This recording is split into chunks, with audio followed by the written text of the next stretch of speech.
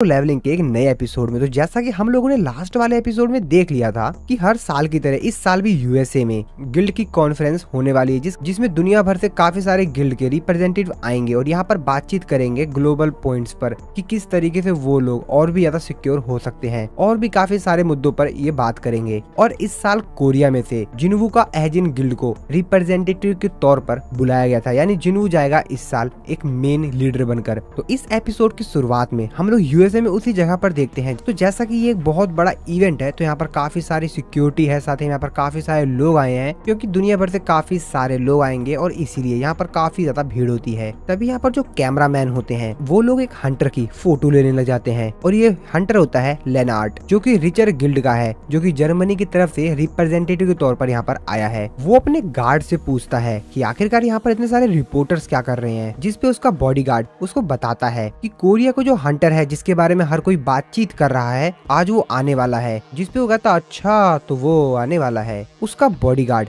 उसको कहता है कि ये लो, हम लोग डेविल की बात कर रहे थे और देखो वो रहा। तो एक्चुअल में जिन्वू यहाँ पर इन लोगों से पहले ही आ गया था, जो कि साइड में खड़ा था और बॉडीगार्ड उसी की बात कर रहा था। जिसपे लेनार्ड कहता है ओ तो वो है, मुझे लगता है कि हमको उससे थोड़ी बातचीत करनी चाहिए। स्ट्रॉन्ग हंटर से बातचीत करने में मुझे कोई दिक्कत नहीं लगती, हमारे लिए तो फायदा ही है। और इसीलिए लेनार्ड जाता है जिन्वू के पास उससे बातचीत करने के लिए। लेकिन जैसे वो जिन्वू को थोड़ा सा करीब जाता है, उसके जिन्वू के चारों तरफ से काफी अलग ही सेंसेस आ रही होती है और वो तभी वहीं पर एकदम से उस चीज को महसूस कर वहीं पर रुक जाता है। उसका बॉडीगार्ड उससे बोलता है कि क्या आप उससे जाके बात नहीं करेंगे, जिसपे वो कहता है कि तुमने देखा नहीं क्या। उसका बॉडीगार्ड कहता है कि क्या नहीं देखा मैंने। लेनार्ड अपने मन में सोचते हुए कहता है कि इसका मतलब वो अपने जो समन क्रिएचर्स हैं उनको दूसरे डायमेंशन से नहीं बुलाता है, बल्कि वो लोग हरदम उसके साथ रहते हैं। तो एक्चुअली में जिन्वू के शैडो सोल्जर्स की बात कर रहा था। इसको लगता था कि जिन्वू जो अपने शैडो सोल्जर्स हैं, यानी वो समन क्रिएचर्स, उनको अलग डायमेंशन से बुलाता है, यानी एक दूसरी जगह से ही बुलाता है और उनको समन करता है। लेकिन ऐसा नहीं था। जिन्वू के जितने भी शैडो सोल्जर्स थे वो उसके आसपास हरदम रहते थे और इसी चीज को वो सेंस कर लेता है और इस चीज को सेंस कर वो काफी ज्यादा हैरान होता है। वो अपने मन में सोचते हुए कहता है कि ये तो इतने सारे हैं कि ये चाहे तो यूएसए से भी वॉर कर ले। योजिन जिन्वू से कहता है कि ऐसा लग रहा है आपके बारे में बातचीत की जा रही है। जिन्वू कहता है लग तो रहा है कुछ फॉरेनर मेरे को ही देख रहे हैं और शायद मेरे ही बारे में बात कर रहे हैं। योजिन कहता है कि करना भी चाहिए, आपका नाम पूरी दुनिया में फैल चुका है, हर न्यूज चैनल पे देखा जाए तो सिर्फ आपकी ही फोटो है, आपका ही नाम चल रहा है और ऑफ कोर्स इससे आपके काफी सारे फैंस भी बढ़ गए हैं। मेरे को लगता है कि शायद तो आपका ऑटोग्राफ लेना चाहते हैं। और तभी योजिन अपने साइड में खड़े मिस्टर वू को देखते हुए कहता है ओ मिस्टर वू, आप यहाँ पर क्या कर रहे हैं। मिस्टर वू बेचारे रोते हुए कहते हैं मैं यहाँ पर हंटर सांग जिन्वू का बॉडीगार्ड बनकर आया हूँ। ये बात सुनकर योजिन भी हंसने लग जाता है। योजिन उनका मजा लेते हुए फिर से कहता है कि क्या बारे में बात कर रहे थे आप, किस चीज के बारे में बात कर रहे थे। मिस च्यूल कहते हैं कि बॉडीगार्ड। यूजिन कहता है कि किसका बॉडीगार्ड। बेचारे मिस्टर वू च्यूल वो भी काफी ज्यादा नर्वस हो जाते हैं। तभी जिन्वू के सामने कुछ लोग आ रहे होते हैं। जिन्वू उनको देखते हुए कहता है कि शायद ये लोग यहाँ पर पेट्रोलिंग कर रहे हैं क्या। और तभी यहाँ पर मिस्टर व्हाइट आते हैं। वो जिन्वू से कहते हैं कि मिस्टर सांग जिन्वू, हम आप ही के आने का इंतजार कर रहे थे। जिन्वू मिस्टर व्हाइट से पूछता है क्या आप एशियन ब्रांच का जो ब्यूरो है उनके लिए काम नहीं करते मिस्टर व्हाइट। जिसपे मिस्टर व्हाइट उनसे कहते हैं हाँ बिल्कुल, मैं रिसेंटली वहीं पे था और अब मैं इस जगह पर आया हूँ और अभी जिस मैटर में आप इन्वॉल्व है मिस्टर सांग जिन्वू, मैं उस मैटर का इंचार्ज हूँ। तभी मिस्टर व्हाइट के साथ जो उनका सिक्योरिटी वाला आया हुआ होता है वो वहाँ से योजिन को ले जाने लगता है। लेकिन मिस्टर व्हाइट जिन्वू को बताते हैं कि आप चिंता मत कीजिए, आपके जो साथी हैं इनको होटल ले जाया जा रहा है, उनकी आप फिक्र छोड़ दीजिए। जिन्वू भी योजिन से कहता है कि तुम मिस्टर वू च्यूल के साथ चले जाना। योजिन भी कहता है कि हाँ ठीक है। जिसके बाद मिस्टर व्हाइट जिन्वू से कहते हैं कि मिस्टर सांग जिन्वू आप मेरे साथ चलिए, हमको आपसे कुछ बातचीत करनी है। जिन्वू अपने मन में सोच रहा होता है कि क्या ये मेरे फादर के बारे में बात करेंगे। मिस्टर व्हाइट जिन्वू को हंसते हुए कहते हैं कि अरे आप चिंता मत कीजिए, आपको कोई भी दिक्कत नहीं होगी। मैंने आपको ऑलरेडी ही बता दिया है कि यूएस हंटर ब्यूरो आपके बारे में क्या सोचता है, इतना चिंता मत कीजिए आप। और फिर वो जिन्वू को एक दूसरी जगह पे ले जाने लगते हैं। रास्ते में चलते समय जिन्वू उनसे बोलता है कि क्या ये कोई सीक्रेट मैटर है। जिसपे वो बताते हैं कि हाँ कुछ टॉपिक्स होते हैं जो कि टॉप सीक्रेट कैटेगरी में आते हैं और ये टॉपिक उनमें से एक है। और फिर ये लोग कार में बैठकर कहीं जाने लग जाते हैं। जिन्वू उनसे बोलता है कि आखिरकार हम लोग कहाँ पर जा रहे हैं। जिसपे वो बताता है कि हम लोग हंटर ब्यूरो हेडक्वार्टर जा रहे हैं। जिन्वू कहता है कि the Hunter bureau. Mister white जिन्वू को बताते हैं कि अगर मैं आपको सच बताऊं तो हम लोग काफी ज्यादा इस समय अंडर प्रेशर में है, बहुत ज्यादा प्रेशर है हम लोगों के ऊपर। एक्चुअल में जैसा कि आपको पता ही है, जो हंटर क्रिस्टोफर है और वो यूनाइटेड स्टेट की स्ट्रेंथ का एक पिलर थे, और जैसा कि अब वो मर चुके हैं तो हमको उनकी खाली जगह को भी भरना है। चीजें अभी भी हमारे कंट्रोल में है, क्योंकि उनकी जो डेथ है अभी वो पब्लिक नहीं हुई है, और इसीलिए अभी तक हम लोग इस चीज पर कंट्रोल कर रखे हैं।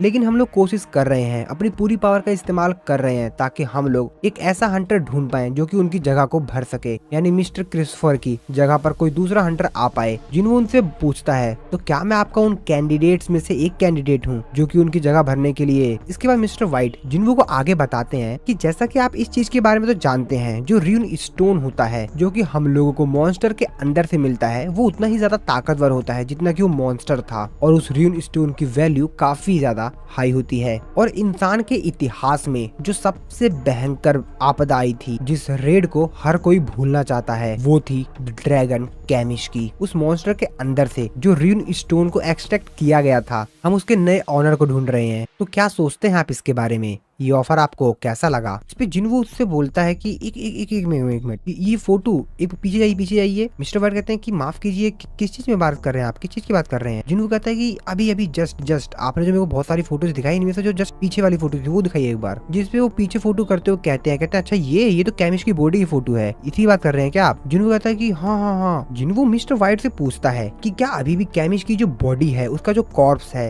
वो अभी भी यूएसए में स्टोर है? जिसपे वो कहते हैं कि हाँ यहीं पर ही है। जिन्हों उससे कहता है कि उस जगह पे चलिए जहाँ पर वो रखी हुई है, हम सबसे पहले वहाँ पे चलेंगे। कहाँ पे रखी है वो? मिस्टर व्हाइट भी काफी ज्यादा हैरान होते हुए पूछते हैं कि लेकिन हुआ क्या बात है? जिसपे जिन्हो उनसे कहता है कि हंटर ब्यूरो के अगर मैं अपना समय दे सकता हूँ तो मेरे को लगता है कि मैं शायद ऐसा सवाल तो पूछ ही सकता हूँ, इसमें कोई दिक्कत तो नहीं है ना? जिसपे मिस्टर व्हाइट उसको बताते हैं कि हाँ मैं मानता हूँ कि आपको उसके बारे में कुछ जानना होगा, लेकिन फिर भी मेरे को अपने हायर अप से अलाउ लेना पड़ेगा उस चीज के लिए, और मेरे को तो खुद नहीं पता है कि आखिरकार कैमिश की जो बॉडी है वो कहाँ पर रखी हुई है, कहाँ पर स्टोर किया गया उसको। लेकिन हाँ आप चिंता मत कीजिए, अगर आप रिक्वेस्ट कर रहे हैं तो कोई दिक्कत नहीं है, मैं उनको इस चीज के बारे में बता दूंगा, आप चिंता मत कीजिए। मैं वैसे आपसे एक चीज पूछ सकता हूँ? वैसे आप थोड़ा समय तक वेट कर सकते हैं जब तक मैं रिपोर्ट बना रहा हूँ। जिन्हों उनसे कहता है कि हाँ जैसा कि हम दोनों को ही इंतजार करना है तो ठीक है, फिर साथ ही में इंतजार करते हैं। मिस्टर व्हाइट कहते हैं समझ गया। इसके बाद हम लोग डेविड को देखते हैं जो कि जगह का इंचार्ज होता है। मिस्टर व्हाइट सारी बात जाकर डेविड को बता देते हैं। डेविड कहता अच्छा तो तुम ये कह रहे हो कि मिस्टर सान जिनवू यहाँ पर है, वैसे क्या तुमने रून स्टोन के बारे में उनको कुछ और बताया? मिस्टर व्हाइट कहते कह रहे नहीं सर, वो रून स्टोन के बारे में दिन भर नहीं पूछ रहे थे। जिसपे डेविड कहता है ओह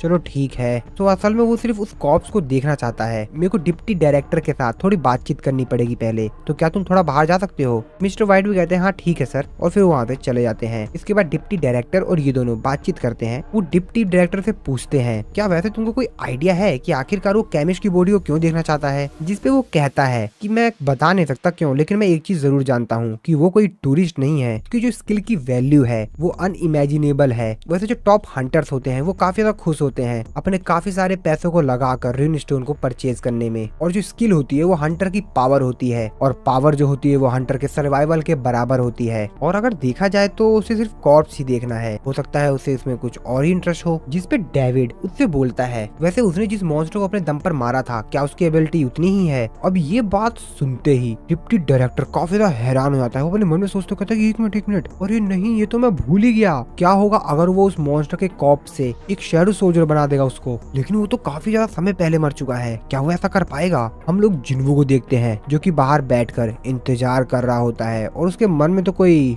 और ही प्लान होता है। डिप्टी डायरेक्टर कहता है कि इसका मतलब है कि उसका प्लान है कि वो कैमिश को एक शैडो सोल्जर बना ले। अब ये बात सुनकर डेविड काफी ज्यादा हैरान होते हुए खड़े होते हुए चिल्लाते हुए कहता है क्या? अगर ये सही है तो ऐसा नहीं होना चाहिए, किसी भी इंडिविजुअल को इतनी ज्यादा पावर नहीं मिलनी चाहिए। जिसपे डायरेक्टर कहता है कि सर अगर हमने इस रिक्वेस्ट को डिनाई किया, मना किया, तो मेरे को लगता है कि उसके साथ रिलेशनशिप मेंटेन करने में हमको काफी ज्यादा कठिनाई हो सकती है। अब ये बात सुनकर डेविड काफी ज्यादा परेशान होता है, कहता है यार की तो फिर वो डिसाइड करता हुआ ठीक है मैं उसको खुद ही वहाँ पर ले जाऊंगा, और ये मेरे लिए काफी अच्छी अपॉर्चुनिटी होगी कि मैं अपने आंखों से देख सकूं कि आखिरकार उसमें कितनी ज्यादा एबिलिटी है। और फिर वो जिन्वू को उस जगह पर ले जाने लगता है जहाँ पर कैमिश की बॉडी रखी हुई है। यहाँ पर एक ट्रांसलेटर होता है जो कि ये सारी बातें ट्रांसलेट करके जिन्वू को बता रहा होता है, जिन्वू की सारी बातें ट्रांसलेट करके सब कुछ बता रहा होता है। डेविड जिन्वू से कहता है कि मैं आपसे काफी सारी बात करना चाहता हूँ काफी अच्छे से, लेकिन कोई नहीं, मुझे लगता है कि हम लोग बाद में बातचीत कर सकते हैं। जिन्वू तो अपने मन में सोच रहा होता है कि मैं तो विश्वास ही नहीं कर पा रहा हूँ कि जिस जगह पर कैमिश को हराया बताया गया था उस जगह पर इन लोगों ने हंटर ब्यूरो हेडक्वार्टर बना लिया और फिर ये लोग उस जगह पर जाने लगते हैं।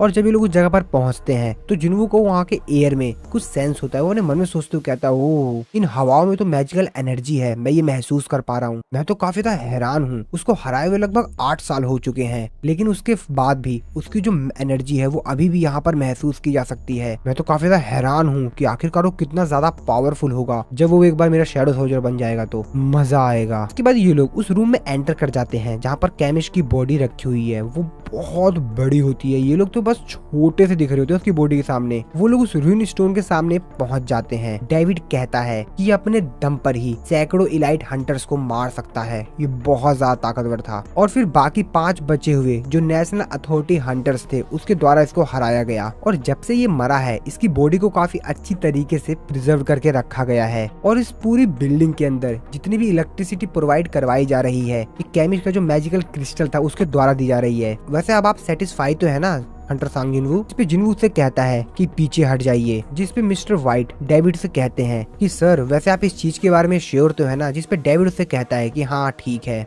मैंने इसको ऑलरेडी ही अलाउ कर दिया है। जिस पे जिन्वू भी अब आगे जाता है और अपनी पावर दिखाते हुए कहता है कि सिर्फ देखो आखिरकार क्या होने वाला है। और फिर जिन्वू बोलता है अराइज। और जैसे ही जिन्वू अराइज बोलता है, ये क्या दोस्तों, जिन्वू को सिस्टम उसको नोटिफिकेशन देके बताता है कि शैडो एक्सट्रैक्शन फेल्ड हो गई है, तुम्हारे पास सिर्फ 2 अटेम्प्ट बचे हुए हैं। अभी चीज को देखकर तो जिन्वू काफी ज्यादा हैरान होता है। वो कहता है कि ये क्या हुआ? और जिन्वू के मुंह से सिर्फ एक ही चीज निकलती है, वर्दा। समझे ना? लेकिन जिन्वू हार कहाँ मानने वाला था यार, 2 चांस तो बचा हुआ है ना इसके पास। फिर से बोलता है वो राइज। लेकिन दोस्तों इस बार ये चीज काम कर जाती है और कैमिश की जो बॉडी होती है वो धीरे धीरे करके जिन्वू के शैडो सोल्जर में कन्वर्ट होने लगती है और कैमिश जाग जाता है। और जैसे ही कैमिश उठता है आसपास की जो चीजें होती हैं जहाँ जहाँ उसकी बॉडी का हिस्सा टकराता है वो चीज डिस्ट्रॉय होने लग जाती है। यार इतना बड़ा मॉन्स्टर है, जहाँ पर टच करेगा उस जगह की तो वाट लगा के रख देगा ना ये। और जिन्वू कैमिश को अपने सामने अपने शैडो सोल्जर में कन्वर्ट हुआ देखकर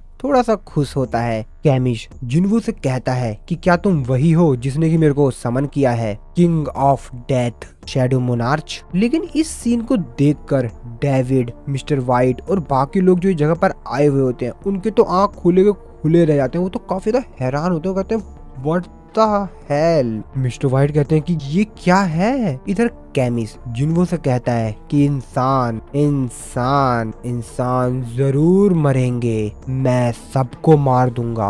और जिस चीज के अंदर उसको पैक करके रखा गया होता है वो उस पूरी चीज को ही ब्रेक कर देता है। और डेविड अपनी आंखों के सामने ये सीन देखकर काफी ज्यादा हैरान होता है। पूरी आंख फटी की फटी रह जाती है। वो अपने मन में सोचते हुए कहता है जिस गिलास से इसको लॉक किया गया, इसको टॉप रैंक के जो हंटर थे उनके मैजिक के द्वारा इनहेंस किया गया था, लेकिन कैमिश तो उस चीज को तोड़कर बाहर आता है और काफी ज्यादा तेजी चिल्लाता है। उसकी चिल्लाहट की आवाज इतनी ज्यादा तेज होती है कि चारों तरफ डर का माहौल हो जाता है। सभी लोग काफी ज्यादा हैरान होते हैं। यहाँ पर जितने भी लोग होते हैं जिन्वू को छोड़कर सभी लोग काफी ज्यादा डर जाते हैं। कैमिश फिर से चिल्लाता है, लेकिन जिन्वू से कहता है कि बहुत हुआ, तुम्हारे सिर के अंदर जो मैजिकल क्रिस्टल था उसको काफी समय पहले ही हटा दिया गया था और इसीलिए तुमको रूलर का ऑर्डर मानने की कोई जरूरत नहीं है। बाकी लोग ये सब कुछ देखकर काफी ज्यादा हैरान होते हैं। वो लोग कहते हैं कि क्या सांग जिन्वू मॉन्स्टर से बात कर रहे हैं? मैं इस समय जो चीज देख रहा हूँ मैं इस चीज पे विश्वास ही नहीं कर पा रहा हूँ। कैमिश कहता है अच्छा तो शैडो मोनार्च का शैडो सोल्जर बनना इस तरह की फीलिंग आती है। मैं एक समय पर ड्रैगन एम्परर की बात माना करता था, मैं उनका सर्वेंट था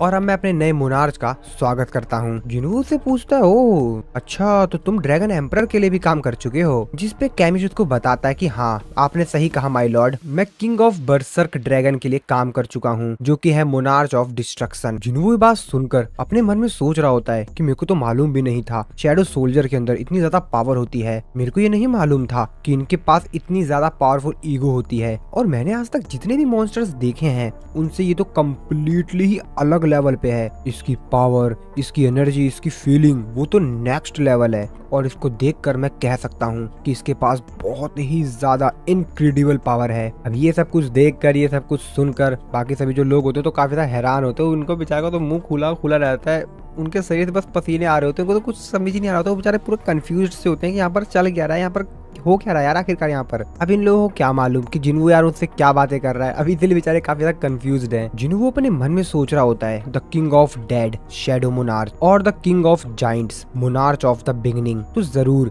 ये लोग उन 9 मोनार्च में से ही हैं जिनके बारे में मेरे को सिस्टम ने बताया था। कैमिस जिन्वू से कहता है बड़े अफसोस की बात है माय किंग, लेकिन मेरे को अब आपसे विदा लेना होगा, मुझे जाना होगा। जिनको कुछ समझ ही नहीं आता, वो कहता है क्या मतलब? ऐसा लगता है कि हमारी मुलाकात बहुत देर से हुई है माय किंग। और धीरे धीरे कर कैमिस वहाँ से डिसअपेयर होता है। अब ये सब कुछ देख कर तो जिनको भी कुछ भी समझ नहीं आ रहा होता है। वो अपने मन में सोचता है यहाँ तक कि शैडो मोनार्च की पावर भी समय के साथ छेड़खानी नहीं कर सकती। और जिन्वू चिल्लाते हुए कहता है कि सिस्टम सिस्टम। लेकिन कैमिस धीरे धीरे करके वहाँ से डिसअपेयर होने लग जाता है। कैमिस जिन्वू से कहता है मैं प्रे करता हूँ कि आपके बाकी जितने भी बेहतरीन सोल्जर्स हैं वो अंत तक आपकी सेवा करेंगे। 4 ऐसे इंसान थे जिन्होंने रूलर्स थे उनकी पावर उधार ली थी, तो कृपया उनसे सावधान रहिएगा। ये मेरे लिए बड़ी गर्व की बात है कि मैं अपने नए किंग के सामने आया। और ऐसा कहने के बाद कैमिस अपने नॉर्मल बॉडी में आ जाता है और जिन्वू सिस्टम उसको नोटिफाई करके बताता है कि शैडो एक्सट्रैक्शन फेल हो गया। इस चीज को देखकर तो जिन्वू भी काफी ज्यादा कंफ्यूज्ड होता है। वो तो कुछ भी समझ नहीं पा रहा होता है कि आखिरकार ये सब कुछ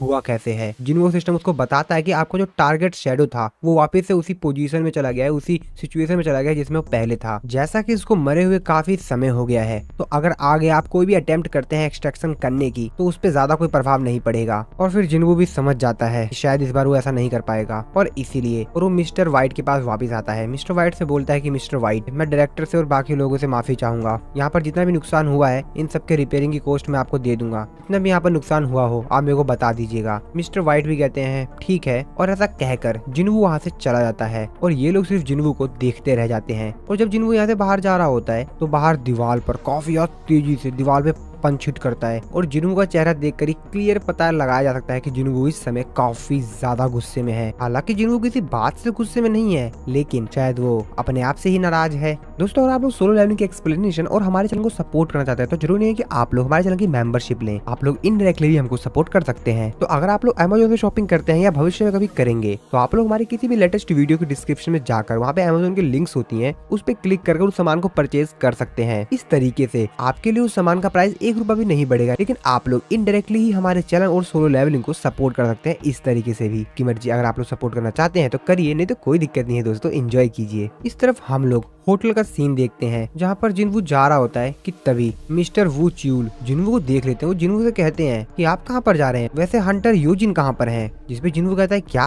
मतलब, मैं समझा नहीं। मिस्टर च्यूल कहते हैं कि आपसे मिलने के बाद वो वहाँ से चला गया था और आपने उससे कहा था ना कि आप हंटर ब्यूरो में उसका इंतजार करेंगे। जिसपे जिन्वू कहता है क्या, अरे नहीं, मैं तो अभी भी वापस आया हूँ, तुम किस चीज के बारे में बात कर रहे हो? तभी मिस्टर व्हाइट भी वहाँ पर आते हैं। वो जिन्वू को बताते हैं कि हंटर यूजिन जहाँ पर विजिटर रहते हैं वहाँ पर नहीं है। मिस्टर च्यूल भी कहते हैं हाँ, इन्होंने सही कहा, मैंने भी यहाँ पर चेक किया था, लेकिन वहाँ पर तो मेरे को यूजिन मिला नहीं। और स्कैवेंजर गिल्ड से एक हंटर आया था लगभग 2 घंटे पहले, वो उसे वहाँ से ले गया। तो ये बात सुनकर मिस्टर व्हाइट भी काफी हैरान होते हैं। वो कहते हैं कि माना कि स्कैवेंजर गिल्ड के साथ हंटर ब्यूरो का काफी क्लोज रिलेशनशिप है और वो हमारे मामले को नहीं देखते हैं, और मेरे को लगता है कि हम लोगों को उनसे डायरेक्टली ही बात कर लेनी चाहिए, यही सबसे बेस्ट रहेगा। और इसीलिए वो किसी को कॉल लगाते हैं जिन्वू, जो कि अपने मन में सोच रहा होता है कि आखिरकार मेरे को काफी ज्यादा बैड फीलिंग क्यों आ रही है। तो असल में मिस्टर व्हाइट ने स्कैवेंजर गिल्ड की लॉयरा है उसके पास कॉल लगाया था, जो कि थॉमस एंड्रे की असिस्टेंट भी है, जिस पर वो पूछती है कि क्या हुआ, क्या आप कह रहे हैं कि हमने एजिन गिल्ड के जो वाइस लीडर हैं उनको अपने साथ लेकर आए हैं? मिस्टर व्हाइट अपने मन में सोचते कहते हैं कि अब ये मत बोलना कि। और तभी लॉयरा उनसे पूछती है कि क्या हंटर सांग जिन्वू इस चीज के बारे में जानते हैं? जिस पे वो बताता है कि नहीं, हंटर सांग जिन्वू ने अभी तक ये न्यूज नहीं सुनी है। वैसे वो हंटर योजिन जो कि उनका साथी है उनके बारे में पूछ रहे थे जब वो ब्यूरो में थे वहाँ पर। तो जिस पे लॉयरा उनसे कहती है तब तो हमको इसके तह तक जाना होगा, कुछ तो गड़बड़ है। मिस्टर व्हाइट जिन्वू से कहते हैं कि हंटर सांग जिन्वू, स्कैवेंजर गिल्ड से मेरी बात हो गई है, वो इस मैटर पर इन्वेस्टिगेशन कर रहे हैं, वो हमको जल्द से जल्द बताएंगे क्या हुआ। लेकिन तभी वो देखते हैं कि जिन्वू तो वहाँ पर है ही नहीं। वो कहते हैं अब हंटर सांग जिन्वू कहाँ गए? इस तरफ हम लोग जिन्वू को देखते हैं जो कि वहाँ से निकल गया था, क्योंकि जिन्वू को पता है इन लोगों को काफी ज्यादा समय लग जाएगा और क्या पता यूजिन के साथ क्या हो जाए। और इसीलिए जिन्वू खुद ही निकल पड़ता है यूजिन को ढूंढने के लिए। अपने मन में सोचते हुए जिन्वू कहता है कि ये सब कुछ मेरी ही गलती है। चेयरमैन यो को बचाने के बाद मैंने अपनी शैडो एक्सचेंज स्किल का इस्तेमाल किया, उसके बाद तो मैं भूल ही गया और मैंने यूजिन को कोई भी अपना शैडो सोल्जर असाइन ही नहीं किया। और अगर मेरी सिस्टर के साथ जैसा हुआ था, अगर वैसा कुछ दोबारा हुआ तो अरे नहीं, ये मैंने कितनी बड़ी गलती कर दी। और जिन्वू बोलता है अराइज, और जिन्वू कैसे बोलते ही उसके काफी सारे शैडो सोल्जर वहाँ पर आ जाते हैं और जिन्वू उन लोगों से बोलता है कि ढूंढो उन्हें। और जिन्वू के काफी सारे शैडो सोल्जर्स अलग अलग दिशाओं में चले जाते हैं यूजिन को ढूंढने के लिए। इस तरफ हम लोग देखते हैं थॉमस एंड्रे को, जो कि जब वांग डांग सू के जहाँ पर वो रुका हुआ था वहाँ पर जाता है उस रूम में, तो देखता है कि वहाँ पर काफी सारे लोग पहले से ही घायल पड़े हुए हैं, उन लोगों की काफी बुरी हालत है। ये सब कुछ देखकर थॉमस एंड्रे समझ जाता है कि ये सारा कांड वांग डोंग सू ही कर रहा है और वो कहता है कि आखिरकार उसने वो हरकत कर ही दी। और काफी ज्यादा तेजी से उसके हाथ में जो चीज होती है उसको तोड़ते हुए कहता है कि वांग डोंग सू, और अपने लोगों से कहता है कि इससे पहले कि सांग जिन्वू उसको ढूंढ ले, वांग डोंग सू को ढूंढो, चाहे कुछ भी हो जाए, किसी भी हालात में उसे ढूंढो, कि हमको उसे पहले ढूंढना होगा। इस तरफ हम लोग देखते हैं वांग डोंग सू को, जिसने की यूजिन को मार मार कर उसकी हालत काफी ज्यादा खराब कर दी थी और उसको मार कर उसको काफी ज्यादा खुशी मिल रही थी। इसके औकात अभी दिखाएगा जिन्वू। जिन्वू एक बड़ी सी बिल्डिंग के टॉप पर पहुंच जाता है और शहर का नजारा देखते हुए अपने मन में सोच रहा होता है कि क्या वो सिटी को छोड़कर चला गया है। लेकिन अगर एक तरह से देखा जाए तो यूजिन एक कॉम्बैक्ट टाइप का डी रैंक का हंटर है और नॉर्मल लोगों की इतनी औकात नहीं कि उसको किडनैप कर ले। यहाँ तक कि काफी सारे लोग भी होंगे तब भी यूजिन को पकड़ पाना बहुत मुश्किल है। मेरे को समझ में नहीं आ रहा है कि आखिरकार यूजिन होगा कहाँ पर। और इस समय मेरे पास एक ही क्लू है, जो इंसान उसको वहाँ से ले गया है वो स्कैवेंजर गिल्ड का था। स्कैवेंजर गिल्ड, अरे नहीं, वांग डोंग सू का छोटा भाई था और जरूर वो मेरा अमेरिका में आने का ही इंतजार कर रहा था। और जहाँ तक मेरे को लगता है उसने अपने ब्रदर के डेथ के पीछे का जो सच है वो पता लगा लिया होगा। और उस रेड में यूजिन और मैं ही, जो कि उस डंजन रेड में सरवाइव कर गए थे, वो वांग डोंग सू की एक बात भी याद करता है, जहाँ पर वांग डोंग सू ने जिन्वू के ऊपर चिल्लाते हुए कहा था कि तू बास्टर्ड, अगर मुझे ये पता लग गया कि मेरे ब्रदर को मारने वाला तू था ना, तो मैं तेरे को छोड़ूंगा नहीं। जिन्वू कहता है तो जरूर वो वांग डोंग सू ही है। इसके बाद जिन्वू मिस्टर च्यूल की काफी समय पहले कही हुई बात याद करता है, जहाँ पर मिस्टर च्यूल ने सारी बात जिन्वू को बताई थी, थोड़ा सा संभल के रहना, क्योंकि तुम अभी एक ई रैंक के हंटर हो और तुमसे हाई लेवल का हंटर डंजन के अंदर मारा गया और डंजन में से डी और ई रैंक के लोग ही सरवाइव किए, ऐसा तो बहुत मुश्किल चांस होता है, ना के बराबर ही। तो थोड़ा सा तुम संभल के रहना, क्योंकि जो वहाँ पर मरा है ना वो वांग डोंग सू का छोटा भाई था, तो वो तुम्हारे लिए प्रॉब्लम हो सकती है। तो ये उस समय की बात है जब जिन्वू स्टार्टिंग में एकदम शुरुआत में अपना लेवल अप कर रहा था। अब जिन्वू ये सारी बातें याद करके समझ जाता है कि जो सारा कांड है ना ये वांग डोंग सू ने ही किया है। और जिन्वू गुस्से में अपने मन में कहता है कि अगर यूजिन के साथ कुछ भी हुआ ना। इस तरफ हम लोग देखते हैं थॉमस एंड्रे को। थॉमस एंड्रे अपने गार्ड से पूछता है कि क्या अभी तक कोई न्यूज मिली, जिसपे वो बताता है कि नहीं सर, अभी तक कोई भी न्यूज नहीं मिली। थॉमस एंड्रे अपने मन में सोच रहा होता है, क्या उसको मरने से डर नहीं लग रहा? नहीं, मिस्टर वांग डोंग सू एक एस रैंक का हंटर है, तो वो अपनी स्ट्रेंथ और जिन्वू की स्ट्रेंथ के बीच में डिफरेंस जानता है। और इतनी ज्यादा बेवकूफी वाली हरकतें करना, इसका मतलब क्या कर रहा है वो, उसे पता है वो जो हरकतें कर रहा है उससे वो बचेगा नहीं। शायद मैं अपने हंटर के प्रति काफी ज्यादा ही दयालु हूँ। इसके बाद थॉमस एंड्रे लॉयरा को कॉल करता है, उससे पूछता है कि सिचुएशन क्या है। लॉयरा उसको बताती है कि हमने हंटर ब्यूरो कॉर्पोरेशन के साथ बातचीत की और हमने मिस्टर वांग डोंग सू के लास्ट के कुछ मंथ के पैटर्न्स को अच्छी तरह से एनालाइज किया और उनमें से 3 बार ऐसा हुआ है जब कुछ अनयूजुअल एक्टिविटी को नोटिस किया गया है। थॉमस एंड्रे कहता है कि वो सब कुछ मेरे को भेजो, मैं अपने लोगों के साथ वहाँ पर जा रहा हूँ, जिसपे लॉयरा भी कहती है कि ठीक है सर। तभी थॉमस एंड्रे कहता है कि लेकिन एक मिनट, आखिरकार तुमने हंटर ब्यूरो को किस तरीके से कन्विंस किया लॉयरा? जिसपे लॉयरा उसको बताती है कि मैं हंटर ब्यूरो गई और मैंने उन लोगों से कहा कि अगर हम लोग वांग डोंग सू को नहीं ढूंढ पाए, तुम में और सांग जिन वू में बहुत बड़ा कलेश होने वाला है। और ये बात सुन के वहाँ पर जितने भी लोग थे वो सभी के सभी लोग अलर्ट हो गए। डिप्टी डायरेक्टर मिस्टर व्हाइट से कहते हैं, क्या 100 के 100 सभी लोग? जिसमें मिस्टर व्हाइट कहते हैं कि हाँ, जितने भी रेड को शेड्यूल किया गया था उन सभी को कैंसिल कर दिया गया है, सभी हंटर को बोल दिया गया है। अब ये बात सुनकर डिप्टी मैनेजर अपने मन में सोच रहा होता है कि अगर स्कैवेंजर गिल्ड के सभी मेंबर इस तरीके से काम कर रहे हैं, इसका मतलब तो ये जरूर है कि इन सब के पीछे थॉमस एंड्रे का हाथ है। ये तो बहुत बड़ी बात है, लेकिन आखिरकार एग्जैक्टली चल क्या रहा है यहाँ पर? इस तरफ हम लोग देखते हैं वांग डोंग सू को, जिसने की यूजिन को एक अलग ही जगह पर कैद करके रखा हुआ था और यूजिन की हालत बहुत ही ज्यादा खराब थी। तो एक्चुअली यहाँ पर टोटल 3 हंटर थे, वांग डोंग सू और एक और हंटर जिसने की चश्मा लगा रखा है, ये एक हीलर है। और एक और बंदा वांग डोंग सू कहता है कि मेरा कोई प्लान नहीं है इसके साथ कुछ बुरा करने का, मैं तो इससे सिर्फ एक चीज जानना चाहता हूँ, सिर्फ एक चीज। मास्टर थॉमस एंड्रे ने मेरे को वार्न किया था कि मैं सांग जिनवू से पंगा ना लूं, लेकिन मेरा पहले कोई ऐसा इरादा था ही नहीं कि मैं जाते ही सांग जिनवू से लड़ने लग जाऊं, क्योंकि एक और इंसान है जो कि मेरे को इस चीज का जवाब दे सकता है। मैंने इससे कहा था कि अगर ये मेरे को सच सच बता देगा कि आखिरकार उस दिन डंजन के अंदर मेरे भाई के साथ क्या हुआ था, तो मैं इसको एक खरोच आए बिना ही यहाँ से जाने दूंगा। सिर्फ एक चीज, मैं सिर्फ एक चीज सुनना चाहता था कि आखिरकार सांग जिनवू ने ही मेरे ब्रदर को मारा है, और जितनी जल्दी मैं ये बात इससे सुन लूं मैं इसे यहाँ से जाने दूंगा। तो उठ योजिन, उठ। और वो योजिन के छाती पर काफी तेजी से पंच मारते हुए कहता है कि मैंने कहा उठ। और योजिन को होश आता है, लेकिन उसकी हालत काफी ज्यादा खराब थी। वांग डोंग सू ने इसको मार मार के काफी ज्यादा ही घायल कर दिया था। वो चश्मे वाला जो हंटर होता है वो कहता है ये तो काफी ज्यादा ड्यूरेबल है, ऐसा लगता है कि एक टैंक है। अगर कोई नॉर्मल इंसान होता तो इतना टॉर्चर करने के बाद तो वो कब का मर गया होता। वांग डोंग सू योजिन की तरफ देखते हुए कहता है मुझे नहीं पता कि आखिरकार ये बास्टर्ड ऐसा क्यों है, ये बता क्यों नहीं देता। और वो योजिन का सर पकड़ते हुए पीछे जो उसके दीवार होती है उसमें दे मारता है और उससे कहता है कि सुन बे, मैं तुझे मारना नहीं चाहता हूँ, और वैसे भी तेरे पीछे जो ये बंदा तेरे को दिखाई दे रहा है ना, ये काफी बेहतरीन हीलर है, तो चिंता मत कर, तू मरेगा तो नहीं, क्योंकि जब तू मरने वाला होगा ना तो ये तुझे हील करके बचा लेगा। तो इसका मतलब तो ये है कि जब तक तू मेरे को सच नहीं बता देता ना, तब तक तेरे को मैं टॉर्चर करता रहूंगा। जब तक नहीं बताएगा तो बता दे सच क्या है, बता दे। और तुझे एक बात और बता दूं मैं कि इस फैक्ट्री को बंद हुए 5 साल हो चुके हैं, तो ये मत सोचियो कि यहाँ पर तेरे कोई बचाने आ जाएगा, क्योंकि यहाँ पर आसपास तुझे कोई नहीं बचाने आएगा। कोई फर्क नहीं पड़ता कितनी तेज चिल्लाता है, चिल्ला ले जितना चिल्लाना है, कोई भी नहीं आएगा तेरे को बचाने के लिए जगह पर। तो क्या लगता है, कुछ सोचा तूने? क्या थोड़ा बहुत बोलने की ट्राई करेगा? जिसपे यूजिन कुछ बोलने के लिए मुंह खोलता है। वांग डोंग सू कहता है क्या बोलना चाह रहा है? यूजिन थोड़ा सा मुस्कुराते हुए कहता है भाड़ में जा। और ये बात सुनते ही वांग डोंग सू को और भी ज्यादा गुस्सा आता है। वो फिर से यूजिन का सर पीछे जो दीवार होती है उसमें दे मारता है काफी ज्यादा तेजी से। ये सब कुछ देखकर उसके पीछे जो एक और गुंडा होता है वो वांग डोंग सू से कहता है कि मिस्टर वांग डोंग सू, मैंने आपके साथ किसी का मर्डर करने का डील नहीं किया था। वांग डोंग सू कहता है कि मालूम है मुझे, चिंता मत कर, मरेगा नहीं ये। तो चलो फिर शुरू करते हैं। जिसपे वो कहता है कि किस चीज के बारे में बात कर रहे हो आप? वांग डोंग सू कहता है कि मैं तो सिर्फ अभी शुरुआत ही की है।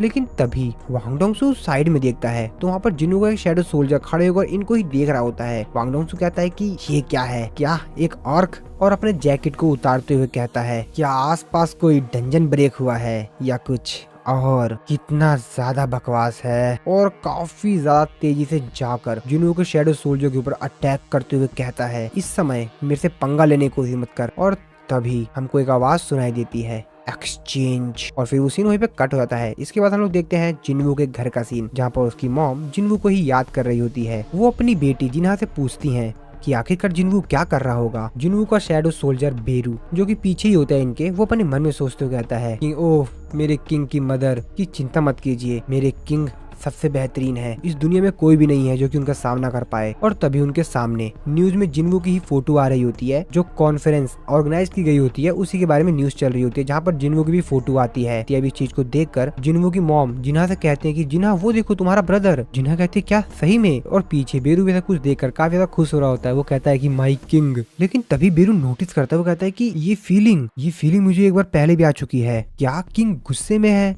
इसके बाद हम दूसरी तरफ काफी सारे हंटर का एक ग्रुप देखते हैं जो कि किसी रेड पर जा रहे होते हैं। उनका लीडर उनको समझा रहा होता है कि काफी दिनों से डंजन के अंदर काफी सारे एक्सीडेंट्स हो रहे हैं, तो थोड़ा सा संभल के रहना और हम लोगों को ये रेड कंप्लीट करनी है बिना किसी दुर्घटना के। जिसपे सभी लोग कहते हैं कि हाँ सर। तभी उनमें से एक हंटर काफी ज्यादा तेजी से डरते हुए चिल्लाता है, जिसको देखकर उनको लीडर कहता है कि क्या हुआ? जिसपे वो कहता है कि सर शैडो आपके पीछे एक शैडो है, जस्ट वो देखिए। जिसपे वो उससे कहता है कि योंटे मैं तुमको बोला है ना कितनी बार कि रेड पे चलते समय पी कर मत आया करो, तुमको मैंने मना किया है ना। जिसपे वो कहता है कि नहीं सर, आज तो मैंने बिल्कुल नहीं पिया सर, बिल्कुल भी थोड़ा सा भी नहीं पिया सर, मैं आपको सच कह रहा हूँ, देखिए आपके पीछे एक शैडो है। लेकिन वो लीडर बिल्कुल भी उसके पर विश्वास नहीं करता है। उससे कहता है कि तुम जानते हो तुम्हें आज ब्रेक लेना चाहिए। जिसपे कहता है कि बॉस आई एम सीरियसली, मैं सही बता रहा हूँ। उसके बाद हम लोग देखते हैं थॉमस एंड्रे को, जो कि अपने लोगों के साथ कहीं पर जा रहा होता है कि तभी वो अपने ड्राइवर से बोलता है कि गाड़ी रोको। जिसपे वो कहता है कि क्या सर? जिसपे उसको चिल्लाते हुए कहता है कि मैंने कहा गाड़ी रोको, डैम इट, ये पहले ही शुरू हो चुका है। और वो चलती कार का ही गेट तोड़ देता है और बाहर निकलता है। सभी लोग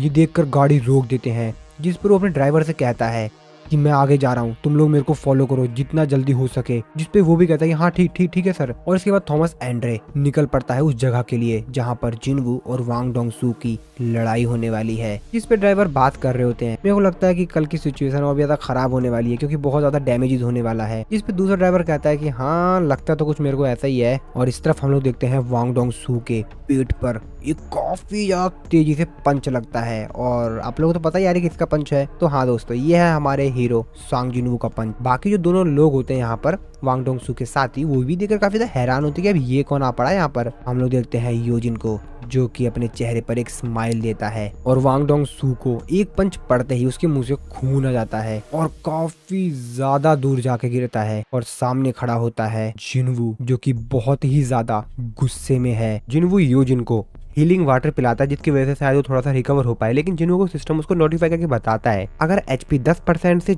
कम है तो आप हीलिंग वाटर का इस्तेमाल कर कर किसी की भी हेल्थ को रिकवर नहीं कर सकते। अब इस चीज को देखकर जिनवू भी थोड़ा सा परेशान होता है। जिनवू अभी भी काफी ज्यादा गुस्से में था और अब एक और समस्या जिसकी वजह से जिनवू और भी ज्यादा गुस्से में रहता है। और फिर जिनवू साइड में खड़े जो वांग डोंगसू के दो साथी थे, जिनवू उनकी तरफ देखते हुए उनसे पूछता है कि तुम में से कोई हीलर है क्या, योजिन को हील करो। लेकिन जो उसमें से हीलर होता है वो तो जिनवू से कहता है कि हाँ हमको कोरियन नहीं आती है, क्या बोल रहे हो तुम। और तभी वांग डोंगसू फिर से खड़ा होता है और वो जिनवू की तरफ ही आ रहा होता है। वो अपने साथी से बोलता है कि सांग जिनवू चाहता है कि तुम उस बच्चे को हील करो। और वांग डोंगसू जो कि वो भी काफी ज्यादा गुस्से में होता है, वो जिनवू की तरफ देखते हुए उससे बोलता है तो शायद हम लोग पहली बार मिल रहे हैं ना। सांग जिनवू और जिनवू काफी ज्यादा गुस्से में उन दोनों से बोलता है कि मैं फाइनल वार्निंग दे रहा हूँ, अगर तुम में से कोई हीलर है तो फटाफट इसको हील करो। जिसमें जो हीलर होता है वो जिनवू से कहता है कि तुमने सुना नहीं, इसके लिए तुमको मेरे बॉस से बात करनी पड़ेगी, जब तक वो नहीं कहेंगे मैं किसी को हील नहीं करने वाला हूँ। और फिर जिनवू उसकी तरफ जाता काफी ज्यादा गुस्से में और उसके चेहरे को पकड़ता है और उठा के काफी ज्यादा तेजी से साइड में फेंकता है। और फिर जो दूसरा गुंडा होता है वांग डोंगसू का साथी, जिनवू उससे बोलता है तो क्या तुम भी हीलर हो। जिसपे बोलता है अरे अरे मिस्टर वांग डोंगसू, आपने तो कहा था कि ये जॉब में कोई भी खतरा नहीं है और आप तो सांग जिनवू से पंगा भी नहीं लोगे, ये कर रहा है। और फिर जिनवू उससे दोबारा से पूछता है कि क्या तुम हील करने के लायक हो या नहीं, तुम एक हीलर भी हो या नहीं। जिसपे वो कहता है कि नहीं नहीं नहीं नहीं नहीं मैं तो, और वो उससे आगे कुछ बोल पाता। जिनवू उसको भी उठाकर जमीन में पटक देता है। और वांग डोंगसू और जिनवू दोनों ही इस समय काफी ज्यादा गुस्से में होते। वांग डोंगसू जिनवू से कहता है कि मैं जानता था कि तुम ही हो जिसने कि मेरे ब्रदर वांग डोंगसू को मारा था, है ना, सही बात है ना। योजिन जो कि साइड में घायल पड़ा हुआ होता है, वो जिनवू से कहता है कि ये वांग डोंगसू का ब्रदर है, प्लीज इससे थोड़ा सा केयरफुल रहना। जिनवू योजिन से बोलता है कि योजिन तुम बोलो मत। वांग डोंगसू जिनवू से फिर से पूछता है कि तुमने मेरा जवाब नहीं दिया सांग जिनवू, क्या तुम वही हो। जिनवू वांग डोंगसू को जवाब देते हुए कहता है कि तुम उसी से पूछ लेना जब तुम उसे दोबारा मिलोगे तो। अब ये बात सुन के वांग डोंगसू और भी ज्यादा गुस्से में जाता है और वो गुस्से में जिनवू के ऊपर काफी ज्यादा तेजी से अटैक करता है। और जिनवू उसके इस अटैक से बड़े ही आसानी से बच जाता है, मानो कि उसके इस अटैक से जिनवू को कोई फर्क ही ना पड़ा हो। और जिनवू उल्टा ही उसके पेट पर एक काफी ज्यादा तेजी से पंच हिट करता है, जिसकी वजह से वांग डोंगसू की तो हालत ही खराब हो जाती है, उसके मुंह से खून आने लग जाता है और वो काफी ज्यादा दूर जाके गिरता है। और सामने जब धूल हटती है तो वांग डोंगसू की हालत बहुत ही ज्यादा खराब हो गई होती है। जिनवू की सिर्फ एक ही पंच में, अभी तो इसको और भी पंच पड़ेंगे। लेकिन वांग डोंगसू अभी भी गुस्से में था, वो काफी ज्यादा गुस्से में जिनवू की तरफ देख रहा होता है, मानो जिनवू को आज वो मार ही डालेगा। लेकिन जिनवू को तो कुछ भी फर्क नहीं पड़ता। जिनवू उड़ते हुए सीधा उसके पास आता है और वांग डोंगसू जिनवू को फिर से अटैक कर पाता उससे पहले ही जिनवू उल्टा उसी के ऊपर अटैक करके उसके ऊपर फिर से एक तगड़ा हिट करता है और उसको फिर जमीन में दे मारता है, जिसकी वजह से उसकी और भी ज्यादा हालत खराब हो जाती है। जिनवू फिर से उसका सर पटकता है और फिर से जमीन में दे मारता है। और जिनवू ऐसा तब तक करता रहता है जब तक कि उसको थॉमस एंड्रे आकर बोलता नहीं है कि बहुत हुआ। तो एक्चुअल में यहाँ पर थॉमस एंड्रे भी आ चुका था और वो जिनवू की तरफ चिल्लाते हुए कहता है कि बहुत हुआ, रुको। और वो वांग डोंगसू से कहता है कि मैंने तुझसे कहा था ना कि इससे पंगा मत लियो। वांग डोंगसू क्या तुम अभी भी जिंदा हो। वांग डोंगसू कहता है हाँ अभी के लिए तो ठीक हूँ। जिसपे थॉमस एंड्रे जिनवू से कहता है कि ऐसा लगता है कि ये तो अच्छे से समझ नहीं पाया, लेकिन मुझे लगता है कि तुम अच्छे से समझ जाओगे काफी अच्छे से, इसको जाने दो और आज जो कुछ भी हुआ इस चीज को एकदम से भूल जाओ, मानो यहाँ पर आज कुछ हुआ ही ना हो। जिसपे जिनवू से कहता है कि और अगर मैं ऐसा ना करूँ तो थॉमस एंड्रे उससे कहता है कि फिर तो मैं अपनी ताकत लगाकर तुमको रोकूंगा। और फिर जिनवू भी वांग डोंगसू को उठा के वहां से दूर फेंक देता है। वो कहता है कि चलो ठीक है तो ताकत ला के रोक लो मेरे को आज। वांग डोंग सू जो कि अभी आसमान में ही होता है, जिसको जिन्होंने भी फेंका होता है, लेकिन उसके मन में ये नहीं चल रहा होता कि मेरे को जिन्होंने आज पीटा है। उसके मन में तो चल रहा होता है कि बहुत बढ़िया, तुम्हारे पास कोई भी चॉइस नहीं है जिन्वू, और अब तुमको थॉमस एंड्रे से लड़ना ही होगा। मेरे लिए जिन्वू को मार दो। हाँ थॉमस एंड्रे, जिन्वू को मार दो। और वो भी खुश हो रहा होता है कि अब थॉमस एंड्रे और जिन्वू की फाइट होगी। इस तरफ हम लोग देखते हैं जिन्वू और थॉमस एंड्रे को, जो कि एक दूसरे के सामने खड़े होते हैं। हालांकि थॉमस एंड्रे जिन्वू से काफी ज्यादा लंबा है, काफी ज्यादा ऊंचा तगड़ा पंदा लग रहा है। जैसा कि हम लोग को मालूम है कि जिन्वू दिखने में मामूली है, ताकतवर तो ये भी है। थॉमस एंड्रे जिन्वू से कहता है कि तू जानता नहीं क्या मैं कौन हूँ, जिसपे जिन्वू से कहता है कि इससे कोई भी फर्क नहीं पड़ता कि तुम कौन हो। थॉमस एंड्रे जो कि जिन्वू की तरफ काफी ज्यादा गुस्से में देख रहा होता है, लेकिन वो अपने मन में सोच रहा होता है कि ये जानता है कि मैं कौन हूँ, लेकिन फिर भी ये सब कुछ कर रहा है। तो थॉमस एंड्रे एक बहुत ही ज्यादा गरीब फैमिली में पैदा हुआ। उसके चारों तरफ बस दुश्मन ही दुश्मन थे। उसका नाम कोई नहीं जानता था, कोई भी नहीं, लेकिन उसके पास एक बहुत ही बेहतरीन गिफ्ट था जो कि उसको बाकी लोगों से बहुत ही ज्यादा अलग करता था। और इसी एक्स्ट्रा ऑर्डिनरी टैलेंट के दम पर वो बहुत ज्यादा आगे चला गया, बाकी लोगों से तो बहुत ज्यादा आगे। और उसकी वो टैलेंट था ओवरवेलमिंग स्ट्रेंथ। उसके पास बहुत ही ज्यादा पावरफुल स्ट्रेंथ थी, इतनी ज्यादा ताकत कि वो बाकी लोगों से बहुत ज्यादा आगे जा सकता था। उसने ना जाने कितनी लड़ाइयां लड़ी और उसने ये प्रूव किया कि उसका जो टैलेंट है वो कितना ज्यादा कीमती है। उसने अपनी इस ताकत का इस्तेमाल उन लोगों के खिलाफ किया जो कि उसको पहले बहुत परेशान किया करते थे। इसके पास क्या नहीं है, स्ट्रेंथ, अथॉरिटी, वेल्थ, फोर्स, सब कुछ तो है। ये अपनी जिंदगी राजाओं की तरह जीता है। इसके पास अलग अलग प्रकार की काफी सारी पावर्स हैं। और जब इस दुनिया में एक दूसरे प्रकार की ही पावर अपीयर हुई तो इसने उस अपॉर्चुनिटी के थ्रू देखा कि वो एक ट्रू किंग बन सकता है। उसने उन सभी को मिटा दिया जो कि उसके रास्ते में आए, और जो भी उसकी तरफ देखता था वो उसको उसके घुटने पे ले आता था। और थॉमस एंड्रे मानता था वायलेंस ही उसके जीतने का तरीका था। वो अपने एक्सपीरियंस से ये बात जानता था कि जो लोग भी उसकी बात नहीं मानते हैं उनसे कैसे निपटना है। और फिर थॉमस एंड्रे जिन्वू के ऊपर काफी ज्यादा तेजी से अटैक कर देता है। थॉमस एंड्रे के साथ जो बाकी लोग इसके सपोर्ट में आए हुए थे, इनके साथ ही बाकी हंटर्स लोग जो कि बाहर ही खड़े होते हैं, वो सभी के सभी कहते हैं अरे पीछे हटो पीछे हटो। और यहाँ पर काफी तेजी से थॉमस एंड्रे उड़ते हुए बाहर आते हैं। तो दोस्तों एक्चुअल में थॉमस एंड्रे ने जिन्वू के ऊपर अटैक किया था, लेकिन जिन्वू ने भी थॉमस एंड्रे के ऊपर अटैक किया था। और एक्चुअल में इस अटैक को थॉमस एंड्रे रोक रहा होता है, क्योंकि जिन्वू ने इतना ज्यादा तेज अटैक किया था कि थॉमस एंड्रे काफी ज्यादा पीछे चला गया था। हालांकि थॉमस एंड्रे ने इस अटैक को ब्लॉक कर लिया था, लेकिन वो काफी ज्यादा पीछे चला गया था। उसके लोग थॉमस एंड्रे को इस हालात में देखकर काफी ज्यादा हैरान होते हैं। वो लोग कहते हैं कि मास्टर आप ठीक तो है ना, लेकिन थॉमस एंड्रे उन लोगों को इशारा करते हुए कहता है कि नहीं रुको, इसे तो मैं ही देख लूंगा। और फिर थॉमस एंड्रे को छोड़ के बाकी लोग जो होते हैं वो पीछे जाने लग जाते हैं, ताकि यहाँ पर थॉमस एंड्रे जिन्वू से अच्छी तरीके से फाइट कर सके। इस तरफ हम लोग जिन्वू को देखते हैं जो कि अपने शैडो सोल्जर इग्रीस को कहता है योजिन को सबसे नियरेस्ट हॉस्पिटल में लेकर जाओ, और एक बात का ध्यान रखना इसको बेहतरीन से बेहतरीन ट्रीटमेंट मिले। और फिर इग्रीस भी योजिन को लेकर वहाँ से चला जाता है। और अब शुरुआत होगी युद्ध की, एक बहुत ही ज्यादा तगड़ी फाइट जिन्वू के शैडो सोल्जर और थॉमस एंड्रे के लोगों के बीच। तो एक तरफ है जिन्वू की पूरी सेना और दूसरी तरफ है थॉमस एंड्रे की पूरी सेना। और अब ये युद्ध बहुत ही ज्यादा खतरनाक होने वाला है। थॉमस एंड्रे जो कि कहता है कि ठीक है, तो अब हम लोग बात करते हैं, क्योंकि मेरे को ये समय काफी ज्यादा कीमती लग रहा है। लेकिन थॉमस एंड्रे तो अपने मन में सोच रहा होता है इन सब कारनामे का जिम्मेदार मैं भी वांग डोंग सू को नहीं ठहरा सकता हूँ। मानता हूँ उस बेवकूफ ने हरकतें की हैं, लेकिन इस समय मेरी इज्जत वापस लाने का सिर्फ एक ही तरीका है, मेरे को इसको मारना होगा।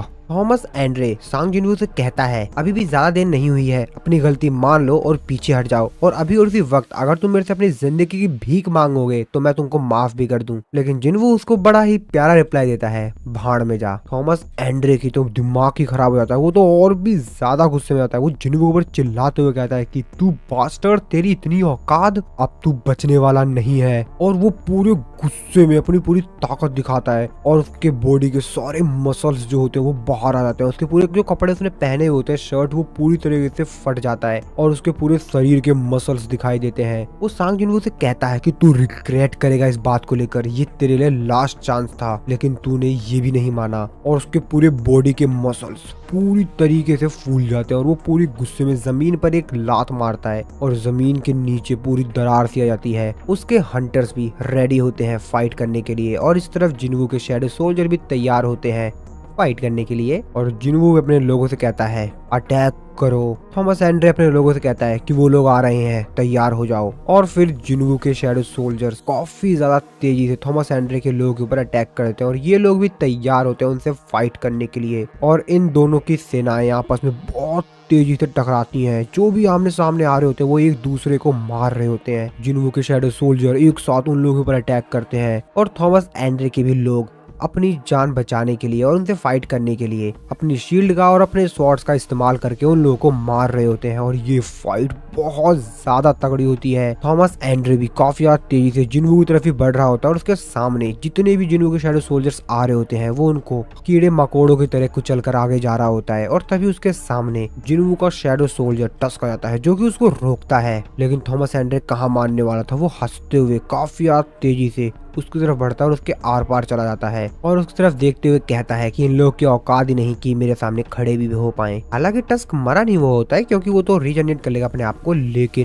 वो जिस तरीके से टस्क के अंदर से निकल के इस पार आ गया था ये चीज तो भाई काफी ज्यादा खतरनाक सीन था। थॉमस एंड्रे जमीन पर आता है और उसके सामने होते हैं जिन्वू के काफी सारे शैडो सोल्जर्स जो कि काफी ज्यादा तेजी से थॉमस एंड्रे के लोगों को खत्म कर रहे होते हैं। और उन्हीं के सामने होता है जिन्वू। जिन्वू भी थॉमस एंड्रे को देख लेता है कि लगता है ये लड़ने के लिए आ गया है और थॉमस एंड्रे काफी ज्यादा तेजी से जिन्वू की तरफ बढ़ रहा होता है जिन्वू को मारने के लिए। लेकिन उसके सामने उसके शैडो सोल्जर आ जाता है। लेकिन थॉमस एंड्रे उसको बड़े ही आसानी से एक पंच मारते हुए कहता है कि साइड हट बे, और जिन्वू की तरफ फिर से काफी ज्यादा तेजी से बढ़ने लग जाता है। लेकिन तभी वो नोटिस करता है कि जिन्वू तो वहाँ पर है ही नहीं, वो एकदम से गायब हो गया है। ये चीज देखकर थॉमस एंड्रे अपने मन में सोच रहा होता है कि ये कहाँ गया। और तभी वो अपने साइड में देखता है जिन्वू काफी ज्यादा तेजी से साइड में आ गया होता है और थॉमस एंड्रे कोई रिएक्ट कर पाता उससे पहले ही जिन्वू उसके ऊपर अपने डैगर से अटैक कर देता है। लेकिन जिन्वू चीज देखकर काफी ज्यादा हैरान हो जाता है कि उसका डैगर तो उसके ऊपर कोई असर ही नहीं दिखा पाया। जिन्वू ने अपने डैगर से उसके ऊपर अटैक किया था लेकिन उससे तो उसको कोई फर्क ही नहीं पड़ा। ये वही डैगर है दोस्तों जिसकी हेल्प से जिन्वू ने बड़े बड़े मॉन्स्टर के ऊपर अटैक करके उनको निपटा दिया था, लेकिन इसके बॉडी के ऊपर तो उसका कोई असर ही नहीं हुआ। जिन्वू चीज देखकर काफी हैरान होता है। इससे पहले जिन्वू कोई और रिएक्ट कर पाता, थॉमस एंड्रे जिन्वू को एक पंच हिट करता है जिसकी वजह से जिन्वू काफी ज्यादा दूर जाके गिरता है। थॉमस एंड्रे जिन्वू की तरफ स्माइल देते हुए कहता है कि ऐसा लगता है कि तू तो नेशनल लेवल हंटर से भी लो है। और फिर थॉमस एंड्रे साइक्नोसिस का इस्तेमाल करता है, यानी कि जिन्वू को अपनी पावर का इस्तेमाल करके अपनी तरफ खींच रहा होता है। इस चीज को देखकर जिन्वू अपने मन में सोचता रहता है क्या साइक्नोसिस। थॉमस एंड्रे तो काफी ज्यादा खुश होता है, मुस्कुरा रहा होता है कि वो जिन्वू को अब मारने ही वाला है कि तेरे में और मेरी स्ट्रेंथ में देख ले कितना डिफरेंस है और अब तो तू गया।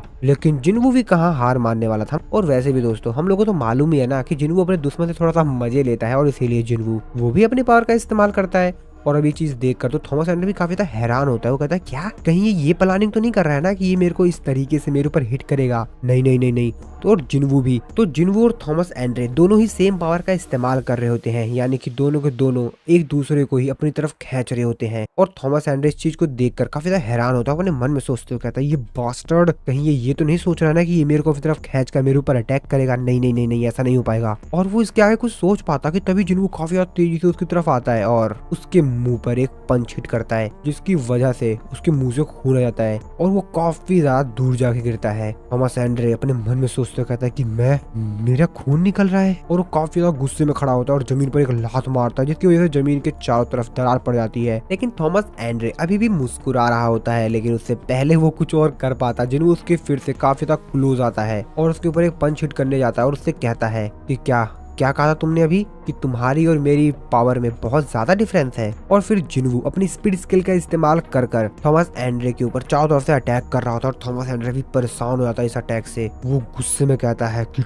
ठीक है, मेरे को तेरे को अंडर एस्टिमेट नहीं करना चाहिए था, मैंने तेरे को बहुत ज्यादा अंडर एस्टिमेट कर लिया। और फिर वो रीफोर्समेंट का इस्तेमाल करता है। इस तरफ हम लोग सिटी में देखते हैं मिस्टर वाइट भी अपने लोगों के साथ इसी जगह पर आ रहे होते हैं जहाँ पर जिन्वू और थॉमस एंड्रे के बीच फाइट हो रही होती है। उनका साथी उनसे पूछता है कि मिस्टर वाइट वैसे वहाँ पर चल क्या रहा है। मिस्टर वाइट उससे कहते हैं अभी कुछ भी एक्सप्लेन करने का बिल्कुल भी समय नहीं है। जिसपे वो कहता है कि मैं जानता हूँ कि शायद आप मेरे को ऐसा कुछ नहीं बता सकते हैं एक नॉर्मल सिविलियन के तौर पर, लेकिन अगर हम उस जगह पर जा रहे हैं तो मेरे को पता होना चाहिए कि वहाँ पर क्या हो रहा है। हम अपनी जिंदगी को खतरे में डाल रहे हैं। और इस तरफ थॉमस एंड्रे अपने न्यू फॉर्म में आता है जो कि काफी ज्यादा ही अलग लग रहा होता है। मिस्टर वाइट बताते हैं वहाँ पे 4 इंसान थे जिन्होंने रूलर्स की स्ट्रेंथ को लिया था और वो शायद उन 5 लोगों में से थे जो कि कैमिश की रेड में सरवाइव कर गए थे। और उनमें से जो 4 4 थे वो थे नेशनल लेवल हंटर, और हाँ उनमें से एक थॉमस एंड्रे भी था। और इस तरफ हम लोग जिन्वू को देखते हैं जो कि थॉमस एंड्रे का नया फॉर्म देखकर काफी ज्यादा हैरान होता है। उसकी तो आंखें खुली की खुली रह जाती हैं कि आखिरकार अब ये किस रूप में आ गया है। और Thomas Andre full beast form में आ गया होता है जो कि काफी ज्यादा खतरनाक लग रहा होता है, और वो जिन्वू की तरफ ही काफी ज्यादा तेजी से बढ़ रहा होता है। जिन्वू भी उसकी तरफ अटैक करने के लिए काफी ज्यादा तेजी से बढ़ रहा होता है, लेकिन तभी थॉमस एंड्रे काफी ज्यादा गुस्से में जिन्वू के ऊपर अटैक करता है। इस चीज को जिन्वू देख लेता है कि इसका अटैक इस बार तो काफी ज्यादा अलग है, और वो जिन्वू के ऊपर काफी ज्यादा तेजी से अटैक करता है। और जिस जगह पर वो अटैक करता है उसके चारों तरफ की जो पूरी जमीन होती है उसमें दरार सी आ जाती है, पूरी जमीन ही उखड़ जाती है, वहां से चारों तरफ सिर्फ तबाही होती है। और तभी हम देखते हैं कि एक्चुअली जिन्वू इस अटैक से बच गया था, वो वहां से जंप मारकर ऊपर आ गया था। और अब ये चीज देखकर, इतनी ज्यादा खतरनाक पावर देखकर तो जिन्वू भी काफी ज्यादा हैरान था। और तभी थॉमस एंड्रे जिन्वू की तरफ देखते हुए कहता है कैप्चर। और थॉमस एंड्रे के जितने भी लोग होते हैं, हंटर्स वगैरह होते हैं, वो लोग चिल्लाते हुए कहते हैं कि मास्टर से दूर हट जाओ, जल्दी हटो वहां से। जिन्वू के शैडो सोल्जर भी ऐसा कुछ देखकर काफी ज्यादा हैरान हो रहे होते हैं। और तभी उनके ऊपर बहुत तेजी से अटैक होता है और वो सभी के सभी लोग कहीं पे जाने लग जाते हैं। वहाँ पर कोई गोल सी चीज आ गई थी जिसके अंदर ये सभी के सभी लोग खींचे चले जा रहे थे। अब ये चीज देखकर जिन्वू भी वहाँ पर जो दीवार होती है उसमें थोड़ा सा अपने आप को बचा लेता है ताकि वो उसके अंदर ना जाए। वो अपने मन में सोचते हुए कहता है कि ये कितनी ज्यादा इनक्रेडिबल स्ट्रेंथ है, बहुत ज्यादा ताकत। ऐसा लगता है कि एक ब्लैक होल है, मैं भी इस चीज के अंदर चला जाता अगर मेरे पास रूलर्स अथॉरिटी नहीं होती तो। जिन्वू तो बस इस चीज से सिर्फ बच रहा होता है, लेकिन उसके सारे शैडो सोल्जर्स उसके अंदर कैप्चर होते जा रहे होते हैं। अब जिन्वू भी उन लोगों को देख रहा होता है, वो कुछ भी नहीं कर पा रहा होता है। और फिर यहाँ पर बचते हैं सिर्फ थॉमस एंड्रे और जिन्वू।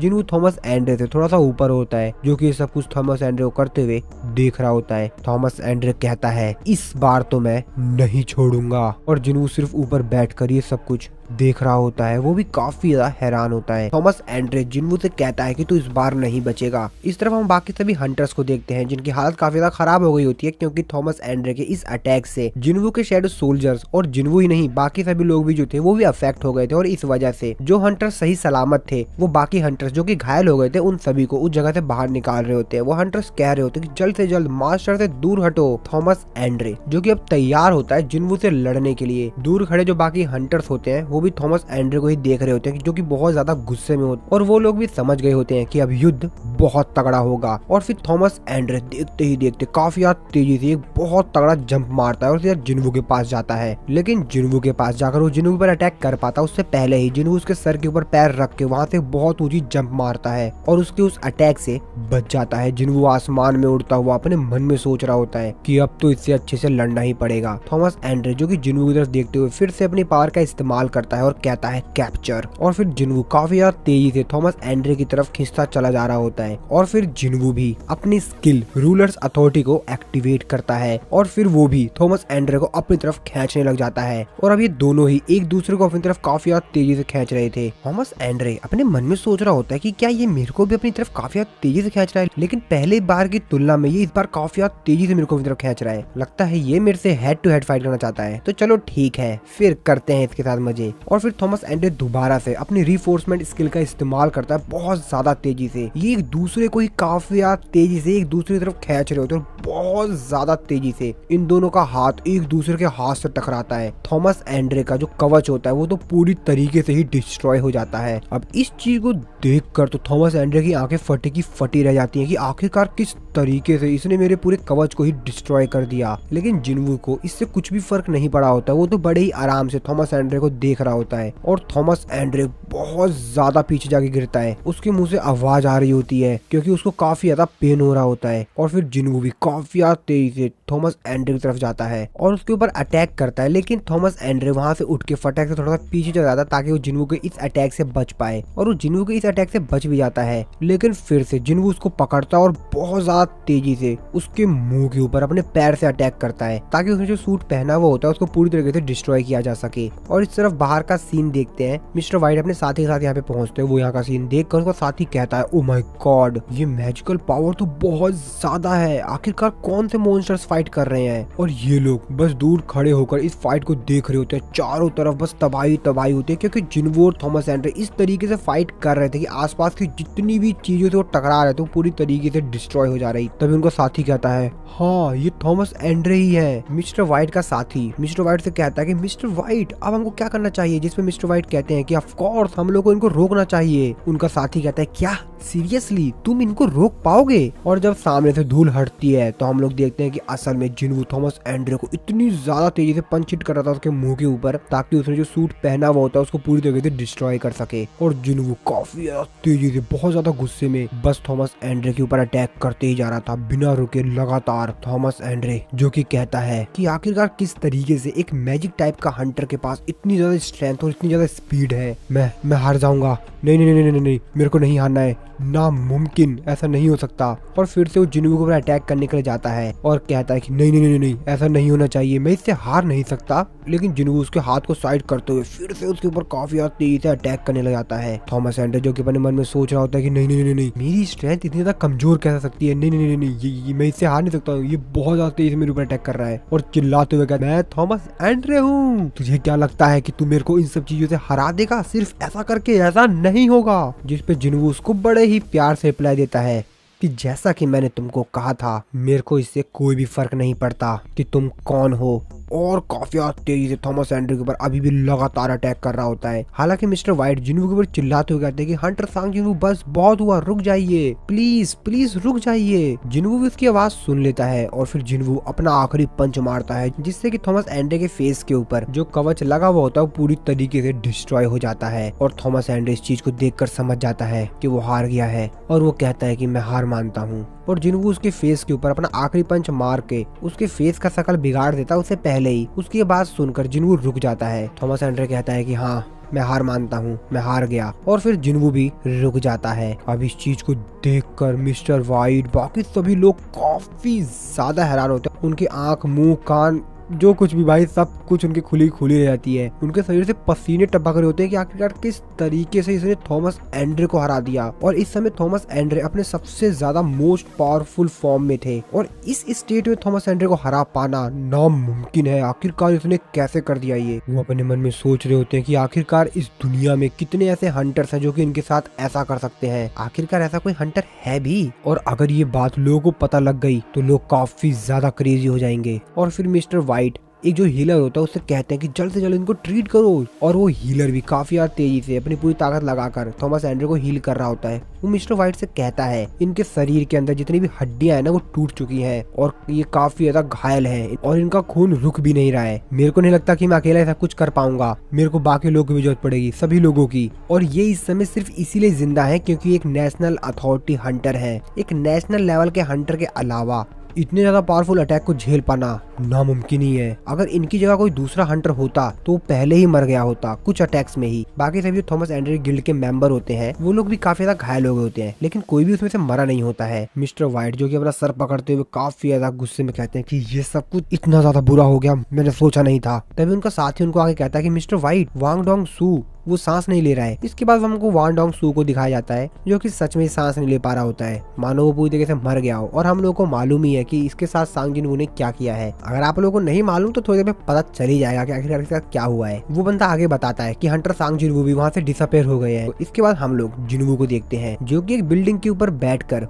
पूरे शहर का नजारा देख रहा होता है। तो एक्चुअल में जिन्वू ने यहाँ पर बेरू के साथ शैडो एक्सचेंज स्किल का इस्तेमाल करके अपनी पोजीशन को स्वैप्ड कर लिया था, यानी कि अब इस समय जिन्वू कोरिया में है और यूएस में इस समय बेरू पहुंच गया है। और इस तरफ जो बेरू होता है वो अमेरिका के अंदर अपनी एबिलिटीज का इस्तेमाल कर कर योजिन को हील कर रहा होता है और वो अपनी पूरी कोशिश कर रहा होता है कि वो योजिन को ठीक कर पाए। और इस तरफ हम लोग जिन्वू को देखते हैं जिसने की अपना एक नया शैडो सोल्जर बना लिया होता है। और वो नया शैडो सोल्जर जिन्वू से कहता है कि माई किंग, जिसपे जिन्वू से कहता है कि हाँ क्या हुआ? जिस पे वो शैडो सोल्जर कहता है आप मेरे को कोई नाम दे दीजिए। जिस पे जिन्वू से कहता है इसका नाम, वैसे तुम काफी ज्यादा ग्रिडी हो तो ग्रिडी कैसा नाम रहेगा? वैसे तुम इस समय सोच क्या रहे हो? वांग डोंग सू।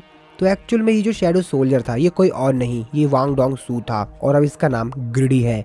तो जिन्हू को शैडो सोल्जर ग्रिडी जिन्हू से कहता है कि थैंक यू माय किंग, जिस पे जिन्हू कहता है हाँ ठीक है ठीक है ठीक है, और अब दोबारा से फ्लोर की तरफ मुंह करके लेट जाओ। तो जिन्हू यहाँ पर उसको थोड़ी पनिशमेंट दे रहा था, क्योंकि वांग डोंग सू को तो वो पनिशमेंट दे नहीं पाया, क्योंकि वो जिन्हू के थोड़ी सी अटैक में मर गया, और इसीलिए जिन्हू इस शैडो सोल्जर को थोड़ा सा परेशान कर रहा है, इससे मजे ले रहा है। सिर्फ इंटरनेशनल गिल्ड कॉन्फ्रेंस में अगले दिन का सीन दिखाया जाता है, जहाँ पर जिन्हू दोबारा से यूएस में आ गया था, क्योंकि जैसे कि जिन्हू के 3 घंटे पूरे हो चुके होंगे, तो इसलिए जिन्हू ने फिर से बेरू के साथ अपनी जो पोजीशन है वो स्वैप कर ली होगी। जिन्हू चेयरमैन से कहता है कि यहाँ पर काफी सारे रिपोर्टर्स हैं, जिसपे चेयरमैन जिन्हू से कहता है ऐसा लगता है कि आपकी कल की फाइट के बारे में इन लोगों को पता चल गया है, क्योंकि मेरे को काफी ज्यादा चिंता हो रही है। आज तुम लोगों का अटेंशन अपनी तरफ लाने से रोक नहीं पाओगे, हर कोई तुम्हारी ही चर्चा कर रहा है, तुम्हें ही हर कोई जानना चाहता है, लेकिन वो अपने मन में तो कुछ और ही सोच रहे होते हैं। वो अपने मन में सोच रहे होते हैं कि ओ तो जिसने पूरे स्कैवेंजर गिल्ड को हिला के रख दिया, उन सब के पीछे ये इंसान है। इसके बाद वो आगे जिनको बताते हैं कि बाकी सभी जो इन्फॉर्मेशन है हमको वहाँ से मिल गई है, और वांग डोंग सू ने जो भी कारनामा किया था उन सब के इन्फॉर्मेशन जो है वो हंटर ब्यूरो को ऑफिशियली तौर पर पता चल जाएगी, और वो इंसिडेंट के बारे में जो कुछ भी वहाँ पर हुआ था सब कुछ पता लगा लेंगे। जिन्हू जो कि अपने मन में सोच रहा होता है कि मेरे को इंसिडेंट के बारे में अब ज्यादा कुछ नहीं सोचना चाहिए, और मैं अमेरिका सिर्फ एक ही रीजन से आया था, और जैसे ही मेरे को उस चीज के बारे में पता चल जाएगा जो कि मैं यहाँ पर जानने के लिए आया था,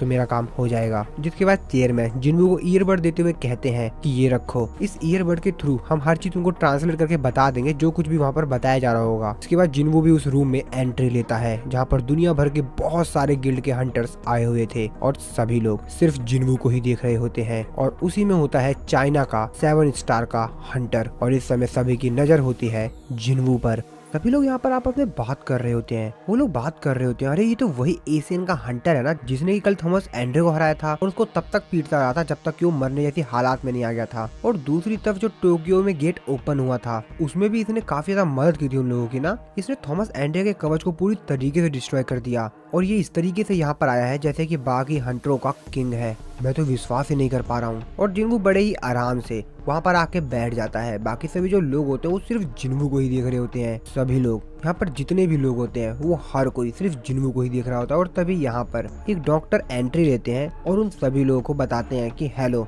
मैं हूँ डॉक्टर बेल्जर। मुझे आशा है कि आप सभी लोग इस चीज के बारे में जानते होंगे कि रिसेंटली जो अभी काफी सारे गेट्स ओपन हो रहे हैं और उनके अंदर से काफी सारे ताकतवर मॉन्स्टर्स अपीयर हो रहे हैं। लेकिन मेरे को इतना मालूम है कि आप में से बहुत कम ही लोग होंगे जो कि ये जानते होंगे कि ये जो अनयूजुअल एक्टिविटी हो रही है जो कि एटमॉस्फेयर के ऊपर काफी ज्यादा तेजी से बढ़ रही है। लेकिन मैं इस मैजिकल एनर्जी को एक दूसरा ही नाम देना चाहूंगा, क्योंकि ये बाकी एनर्जीज के मुकाबले में बहुत ज्यादा डिफरेंट है। और जब तक हम लोगों को इसका एक बेहतर नाम नहीं मिल जाता है कि आखिरकार हम इस एनर्जी को क्या कहें, तब तक के लिए मैं इस एनर्जी को मैगीस्फेयर कहूंगा। इसके बाद वो इन सभी लोगों को एक मैप दिखाते हुए कहते हैं कि वर्ल्ड में इस जगहों पर ये एनर्जी बहुत ही ज्यादा तेजी से निकल रही है और ये इस समय काफी सारी कंट्रीज के आसमान में है। और हमने इस फेनोमेना को टोटल 9 प्लेसेस पे डिटेक्ट किया है और उन सभी 9 जगहों में से हम लोग को मैगीस्फेयर को लेकर ज्यादा चिंतित होने वाली जगह है वो है ये सियोल, साउथ कोरिया में। अब इस चीज को देखकर बाकी सभी जो हंटर्स यहाँ पर लोग आए हुए होते हैं कहते हैं क्या साउथ कोरिया,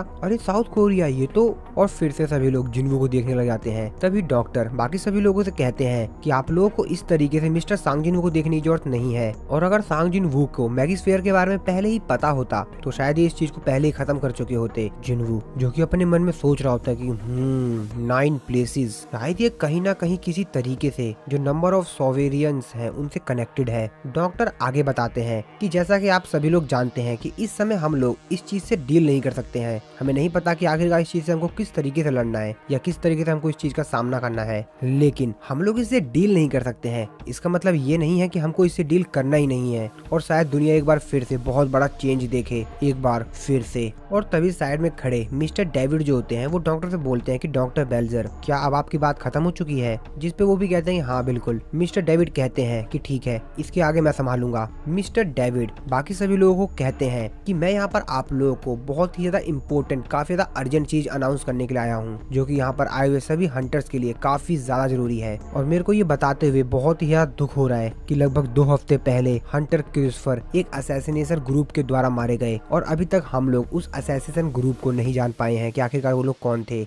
अब ये बात सुनते ही यहाँ पर हड़बड़ी सी मच जाती है। बाकी सभी जो लोग होते हैं आपस में बात करने लगते हैं। कहते हैं क्या नेशनल लेवल हंटर क्रिस्फर को असैसिनेट कर दिया गया है? क्या ये किसी प्रकार का जोक है? अरे नहीं, ऐसा तो सिर्फ वही कर सकता है जिसके पास उतनी ही ज्यादा ताकत हो। कहीं ऐसा करने वाला वही बंदा तो नहीं है ना जो कल थॉमस एंड्रे से लड़ा था। और फिर से सभी लोग सांग जिनवू को देखने लग जाते हैं। अब जिनवू भी इस चीज को नोटिस कर लेता है, लेकिन वो कुछ भी यहाँ पर मूवमेंट नहीं करता है। वो बस आराम से अपने दिमाग में मिस्टर क्रिस्फर के बारे में ही सोच रहा होता है। मिस्टर डेविड आगे बताते हैं कि मिस्टर क्रिस्फर की ये वाली न्यूज हम कल ऑफिशियली सभी लोगों को बता देंगे, और मैं आप सभी लोगों से अनुरोध करता हूँ कि आप सभी लोग बिना किसी मिसअंडरस्टैंडिंग के मेरी बात ध्यान से सुनिए। और इस क्राइम के पीछे हम लोग को एक इंसान के ऊपर शक है, और वो है सस्पेक्ट एस। अब इस चीज को देखकर जिन्हों थोड़ा सा हैरान होता है, लेकिन वो अपने फेस का एक्सप्रेशन बिल्कुल भी चेंज नहीं करता है। लेकिन वो भी समझ गया होता है कि यहाँ पर किसकी बात हो रही है। तो एक्चुअल में यहाँ पर जिन्हों के फादर की बात हो रही होती है, जिसको कि मिस्टर डेविड अभी के लिए यहाँ पर सस्पेक्ट एस कह रहे हैं। यहाँ पर आए हुए जो हंटर होते हैं वो अपने मन में काफी सारी चीजें सोच रहे होते हैं। तो उनमें से जो हंटर होता है अपने मन में सोच रहा था तो वो सांग जिनवू नहीं है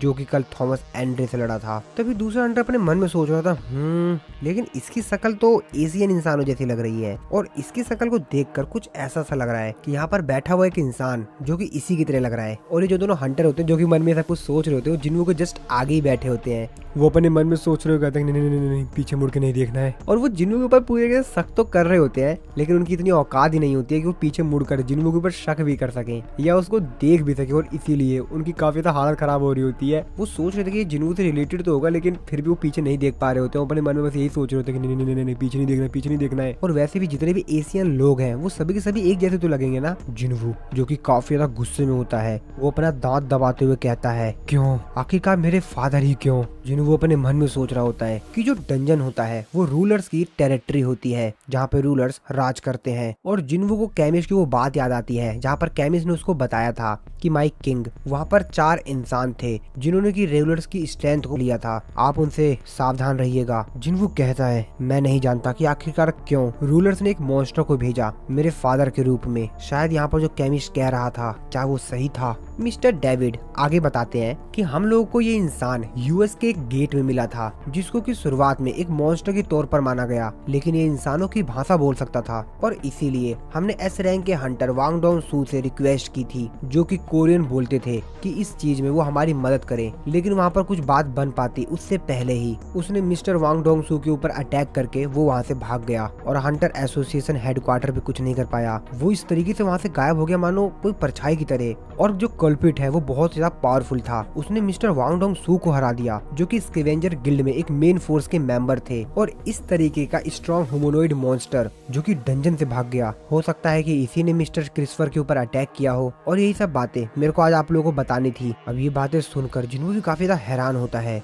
जिन्वू यहाँ पर कुछ बातें याद कर रहा होता है जो कि अभी मिस्टर डेविड ने बताई थी। वो कहता है उन्होंने वांग डोंग सू से बात की थी, तो जिन्वू वही बात याद कर रहा होता है जो कि उसके फादर ने वांग डोंग सू को पीटते समय कही थी उससे, कि साउथ कोरिया में कदम मत रखना। मैं ये अपने बेटे के लिए नहीं कह रहा हूँ, बल्कि तुम्हारे लिए कह रहा हूँ, और अगर तुमने कुछ ऐसा किया तो तुम पूरी जिंदगी भर आराम नहीं कर पाओगे, मरने के बाद भी नहीं। अब ये बात याद करते हुए जिन्वू कहता है मरने के बाद भी आराम नहीं कर पाओगे। और फिर तभी उसको ग्रिड की याद आती है कि एक्चुअल में वांग डोंग सू मरने के बाद भी अब जिन्वू का शैडो सोल्जर है, वो बेचारा अभी भी आराम नहीं कर पा रहा है। जिन्वू अपने मन में सोचते हुए कहता है कि यहाँ पर मेरे को कोई भी डाउट नहीं है कि वो इंसान मेरे फादर ही थे, लेकिन और तभी मिस्टर डेविड आगे इन लोगों को बताते हैं हम दुनिया के बाकी सभी जो गिल्ड हैं उन सभी से रिक्वेस्ट कर रहे हैं कि आप लोग भी सस्पेक्ट एस को ढूंढने में हमारी मदद कीजिए, और अगर आप लोगों को उसके बारे में कुछ भी जानकारी मिलती है तो आप लोग हमको जल्द से जल्द कांटेक्ट करिएगा। इसके बाद यहाँ पर जो हंटर्स आए हुए होते हैं वो अपने कुछ सवाल पूछते हैं मिस्टर डेविड से। तो उनमें से एक हंटर कहता है कि क्या आपके पास कोई ऐसा प्रूफ है कि सस्पेक्ट एस एक इंसान नहीं है? मिस्टर डेविड कहते हैं उसके अंदर से जो मैजिकल पावर निकल रही थी वो पूरी तरीके से एक मॉन्स्टर से मैच कर रही है। Next question. तभी दूसरा हंटर कहता है कि आपने बताया कि वो कह रहा था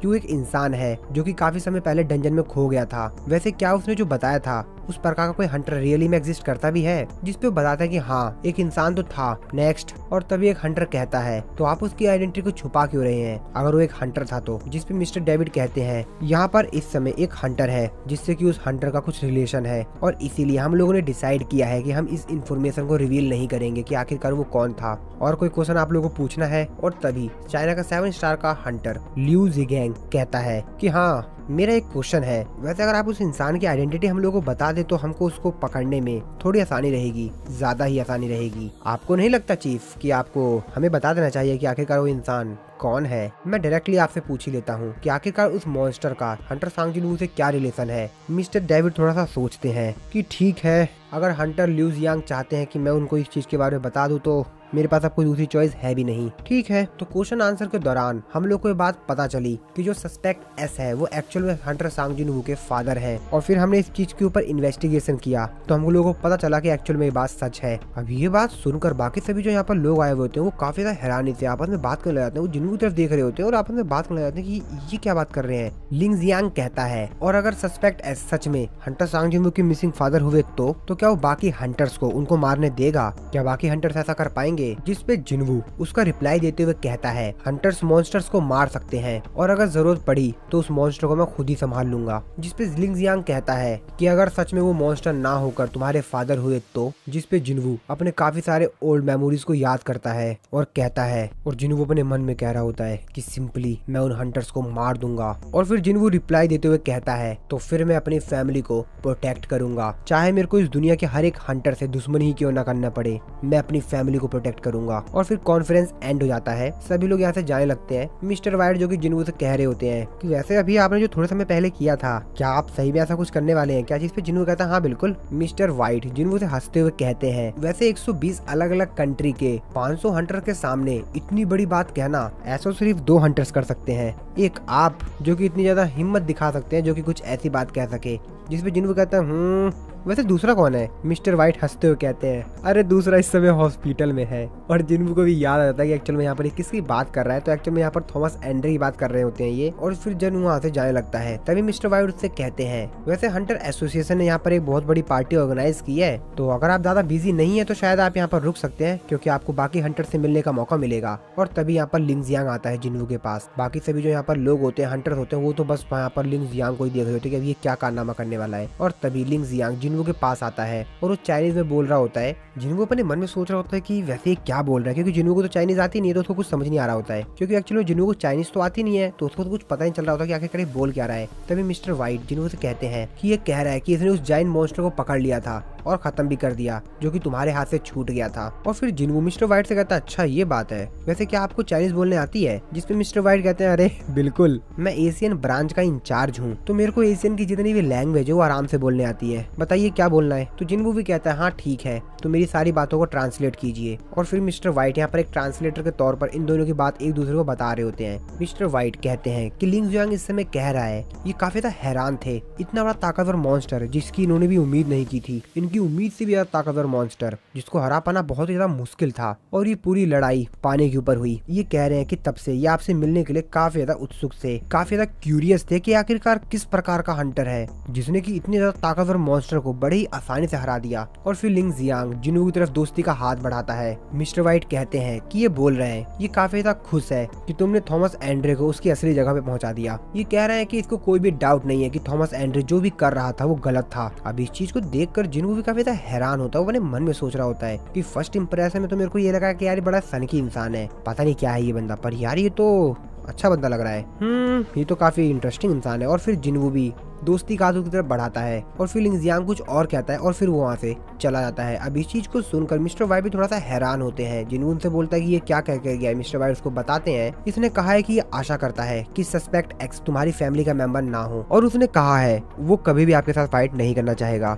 और मेरे को लगता है कि शायद वो सारा से फाइट करना भी नहीं चाहता है। जिसपे जिनवू कहता है, अच्छा तो ऐसी बात है। और तभी मिस्टर डेविड यहाँ पर आते हैं जो कि जिनवू से कहते हैं कि हंटर सांग जिनवू, क्या आपके पास कुछ समय है, मेरे को आपसे किसी से मिलवाना है। इसके बाद अगले सीन में हम लोग देखते हैं जिनवू के सामने बैठी हुई होती है मिसिस सेलनर। मिसिस सेलनर जिनवू से कहती हैं कि हम लोगों को मिले हुए काफी लंबे समय हो गए हंटर सांग जिनवू। जिनवू जो कि अपने मन में उनको देखते हुए सोच रहा होता है, ओह तो मिसिस सेलनर अब काफी ज्यादा अपग्रेड हो चुकी है, ये वैसी नहीं है जैसे की मैं इनसे पहले मिला था, ये काफी ज्यादा चेंज हो चुकी है। जिसपे जिनवू भी उनको रिप्लाई देते हुए कहता है कि हाँ मुझे भी लगा था, मैं भी सोच रहा था कि शायद हम लोग अब कभी ना मिले। जिसपे मिसिस सेलनर जिनवू को बताती है कि मेरे को हर रात एक ही सपना आता है और उस सपने में हमारे जो टॉप रैंक के हंटर्स हैं उनको किसी के द्वारा मारा जा रहा है। और कुछ दिनों से तो ये जो सपने हैं ये पूरी तरीके से रियलिटी होते जा रहे हैं। जो भी मैं सपने में देखती हूँ वो सब कुछ सच हो रहा है। जिसपे जिन्वू कहता है अच्छा तो आपका मतलब क्या क्रिस्फर भी, मिस्टर क्रिस्फर भी आपने सपने में देखा था क्या? जिसपे मिसेस सैलर्स को बताते हैं कि हाँ बिल्कुल। मिस्टर डेविड जिन्वू को बताते हैं वैसे हमने मिस्टर क्रिस्फर को वार्न किया था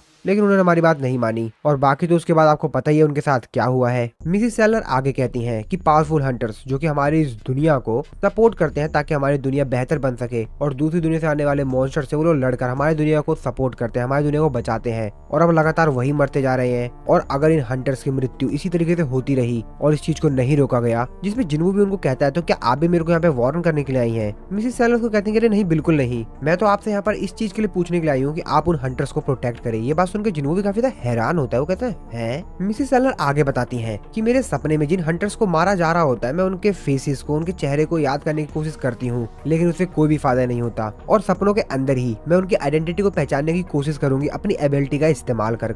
जिसपे जिन्वू उनसे कहता है ओ तो क्या अब इस बार आप मेरी आंखों में देखने वाली हैं? जिसपे मिसेस सैलर कहते हैं हाँ बिल्कुल। मिसेस सैलर जिन्वू को आगे बताती है कि उनके अंदर एक एंडलेस पावर थी जिसकी कोई सीमा ही नहीं, बिल्कुल अजीब सी। और जब मैंने उनसे एक बार कांटेक्ट किया और मेरे को अपनी नींद से जागने में फोर्स किया जा रहा था और मेरे को वो अजीब सी आवाज, वो आवाज मेरे को अभी भी याद है जो कि उसमें से आ रही थी जब मेरी आंखें बंद थी। तो जिसपे जिन्वू कहता है कि आखिरकार वो क्या था वो, उन्होंने क्या कहा? मिसेस सैलर बताती है कि उन्होंने कहा कि वापिस जाओ और युद्ध के लिए तैयारी करो। जिन्वू जो की बात सुनकर अपने मन में सोच रहा होता है तो क्या ये बैटल सॉवरेजियन के रूलर्स और किंग ऑफ जायंट के बीच होगी? और अगर ऐसी बात है तो मैं काफी ज्यादा हैरान हूँ कि आखिरकार कौन सा साइड है जो कि हंटर्स को मारना चाह रहा है और इस तरीके से हंटर को मारे जा रहा है। जिसके बाद जिन्वू मिसेस सैलर से कहता है लेकिन आप मेरे से क्यों कह रही हैं कि मैं बाकी हंटर्स को प्रोटेक्ट करूं? जिसपे मिसेस सैलर को कहती हैं क्योंकि मैंने तुम्हारे अंदर भी वही सेम टाइप की पावर को डिटेक्ट किया था। अब ये बात सुन के जिन्वू अपने मन में सोचते हुए कहता है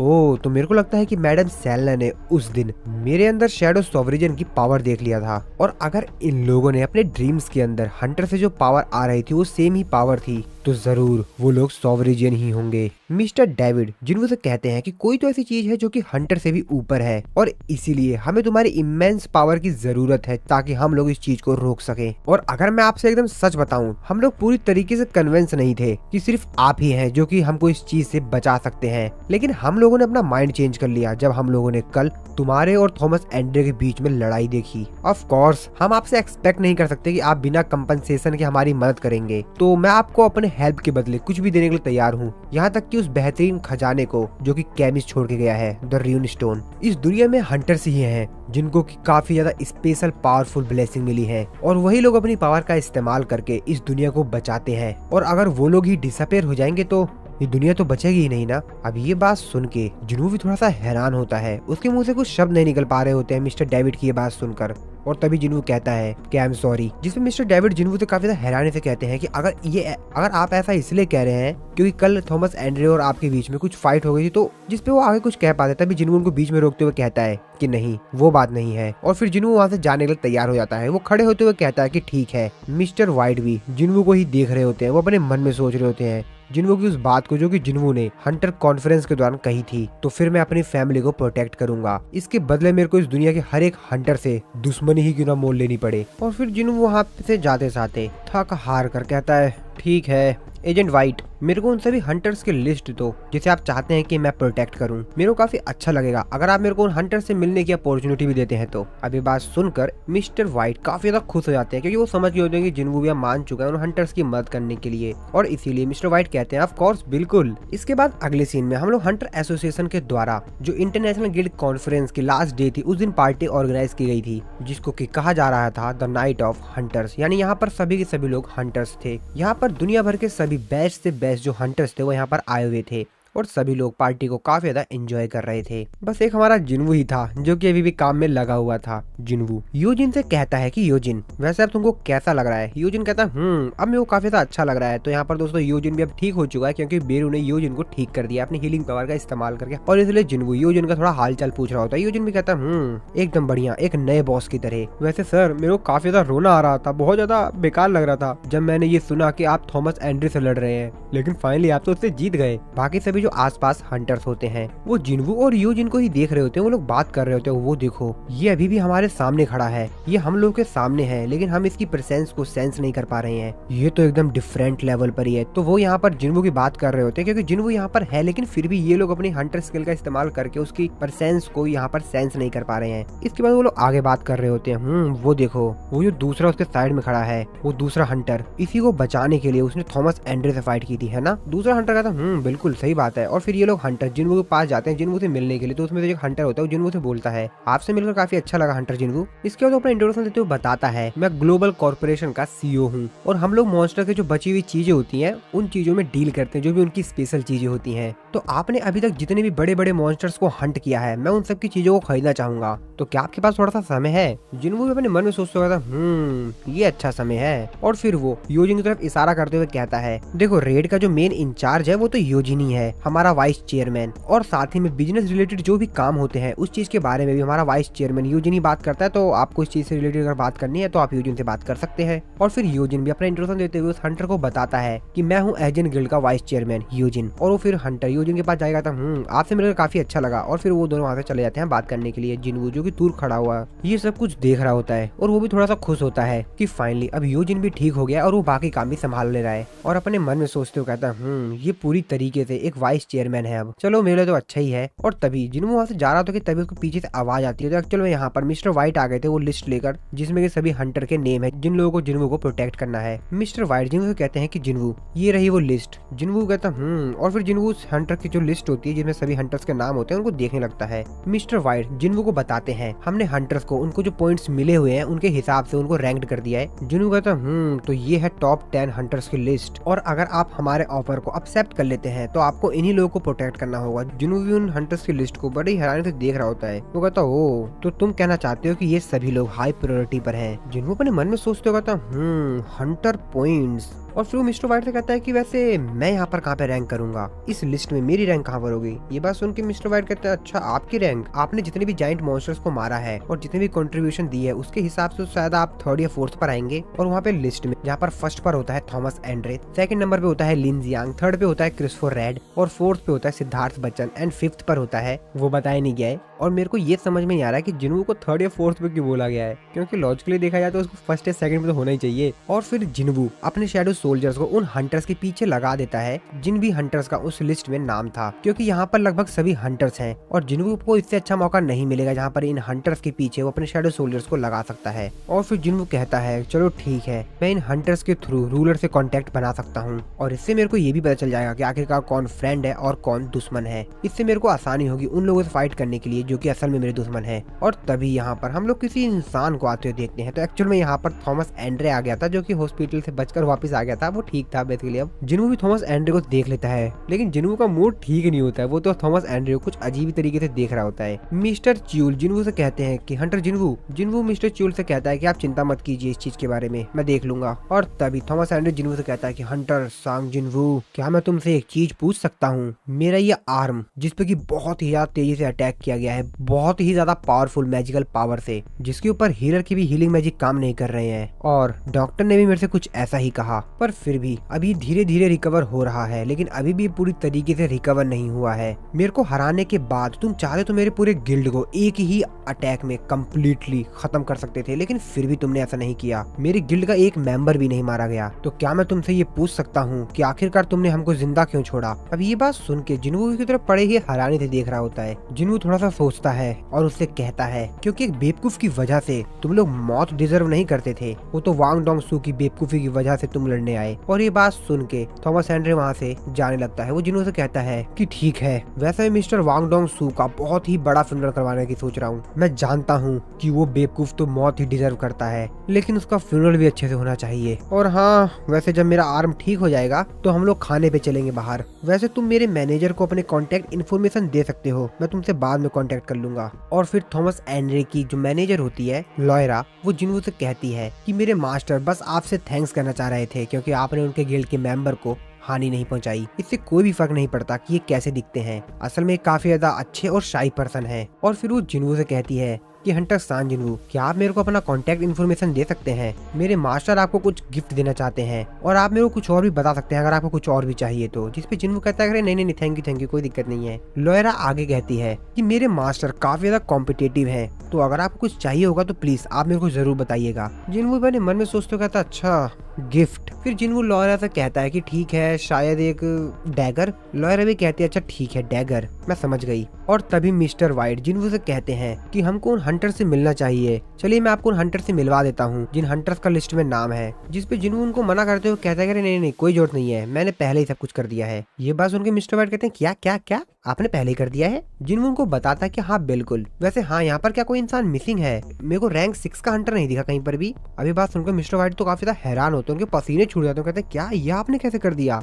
इसके बाद मिस्टर वाइट जिनवू को बताते हैं हमारा कुछ दिनों पहले ही उससे कॉन्टेक्ट टूट गया। वैसे जो सीक्रेट एजेंसी है और जो ब्राजीलियन की गवर्नमेंट है वो दोनों की दोनों ही उनको ढूंढ रही है, लेकिन वो अभी तक नहीं मिले हैं। जिनवू ये बात सुनकर अपने मन में सोचते कहता है कहीं वो भी तो नहीं मारा गया, तो इसका मतलब अब 7 लोग बचे हैं। दूसरी तरफ हम लोग कोरिया के अंदर मिस्टर गो को देखते हैं जो कि अपने ऑफिस में बैठे हुए होते हैं। वो अपने मन में सोचते हुए कहते हैं ये काफी ज्यादा अजीब है, मेरा दिल इस समय काफी ज्यादा धड़क रहा है, आखिरकार ये क्या हो रहा है? मुझे कुछ अजीब सी फीलिंग क्यों आ रही है? हालांकि मेरा दिल काफी सालों से इस तरीके से है, लेकिन कुछ दिनों से मेरे को ये सब कुछ ज्यादा ही अजीब लग रहा है। क्या यही मेरी लिमिट है? और डॉक्टर ने भी कहा है कि अगर मैं इसी तरीके से काम करता रहा लगातार तो मेरी जिंदगी सिर्फ आधे साल की बची हुई है। 1 साल 2 साल बीत चुका है, लेकिन अभी भी मैं वहीं पर ही हूँ जहाँ पर मुझे होना चाहिए और मैं ज्यादा कुछ भी नहीं कर सकता हूँ क्योंकि शायद यही मेरी लिमिट है। लेकिन फिर भी मेरे को इस चीज के लिए थैंक्सफुल होना चाहिए क्योंकि इसने मेरे को इतने समय तक बचा के रखा। तभी मिस्टर वाइट को उनकी वाइफ का फोन आता है। वो फोन को पिक करते हुए कहते हैं डियर।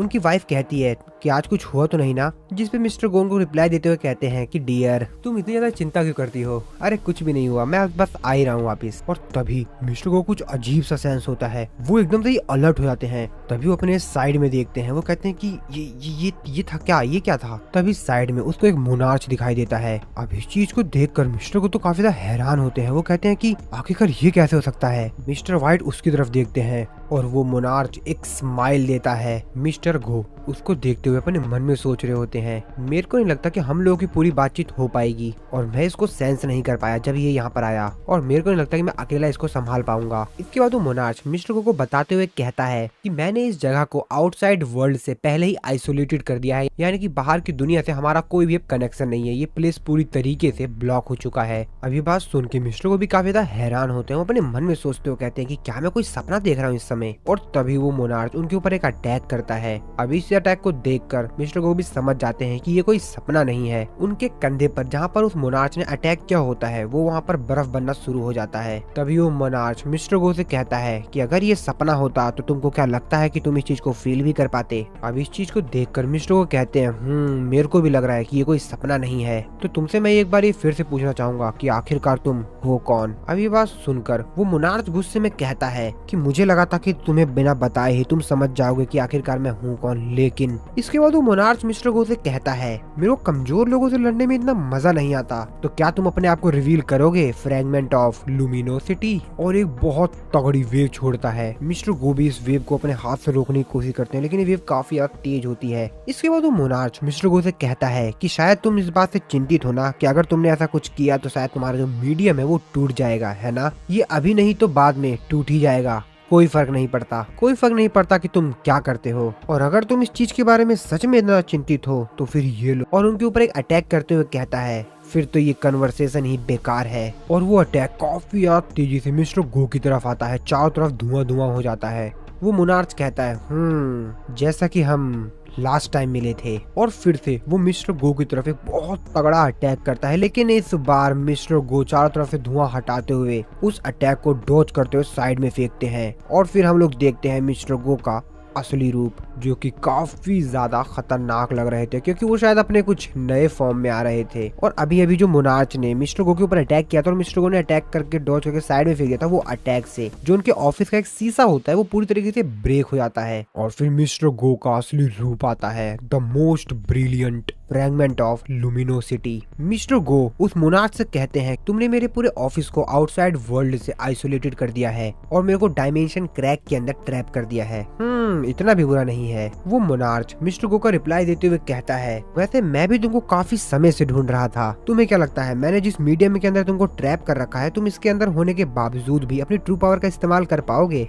मुझे नहीं लगता। और वैसे भी हमने जो तुम्हारे बाकी 7 फ्रेगमेंट है उनकी लोकेशन ऑलरेडी ही पता लगा ली है और उनमें से 2 को तो हमने कब का खत्म कर दिया है। और बस मैं तुम्हारे चेहरे पर वो एम्बेरसमेंट देखना चाहता हूँ तुमको मारने से पहले, और अब मैंने वो देख लिया है और अब मैं तुमको बिना किसी रिग्रेट के डिस्ट्रॉय कर दूंगा। ये बात सुन के मिस्टर को काफी तेजी से चिल्लाते हुए उससे कहते हैं, तो फिर ट्राई कर लो मोनार्च ऑफ फ्रोस्ट। ये बात सुनकर मोनार्च ऑफ फ्रोस्ट कहता है, ओ तो तुमने फाइट को चॉइस किया है, कितने ज्यादा बेवकूफ हो तुम जिसने कि इंसान की बॉडी को उधार लिया है, और दूसरी तरफ मैं जिसने उस पे पूरी तरीके से जीत हासिल कर ली है। तुमको क्या सच में लगता है कि तुम मेरे ऊपर एक अटैक भी कर पाओगे? और अगर तुमको इतना ही लगता है, तुम इतने ही जोश में हो, तो चलो फिर लड़ाई करते हैं। और फिर वो भी अपने असली फॉर्म में आ जाता है और तैयार होता है मिस्टर गो से फाइट करने के लिए। वो चारों तरफ बर्फ उगाकर मिस्टर गो के ऊपर अटैक करता है, लेकिन मिस्टर गो उसके अटैक से बच जाते हैं और अपनी पावर का इस्तेमाल करके उसके सारे जो उसने बर्फ बनाए हुए होते हैं उसको तोड़ते हुए उसके पास जाते हुए उसके ऊपर एक अटैक करते हैं।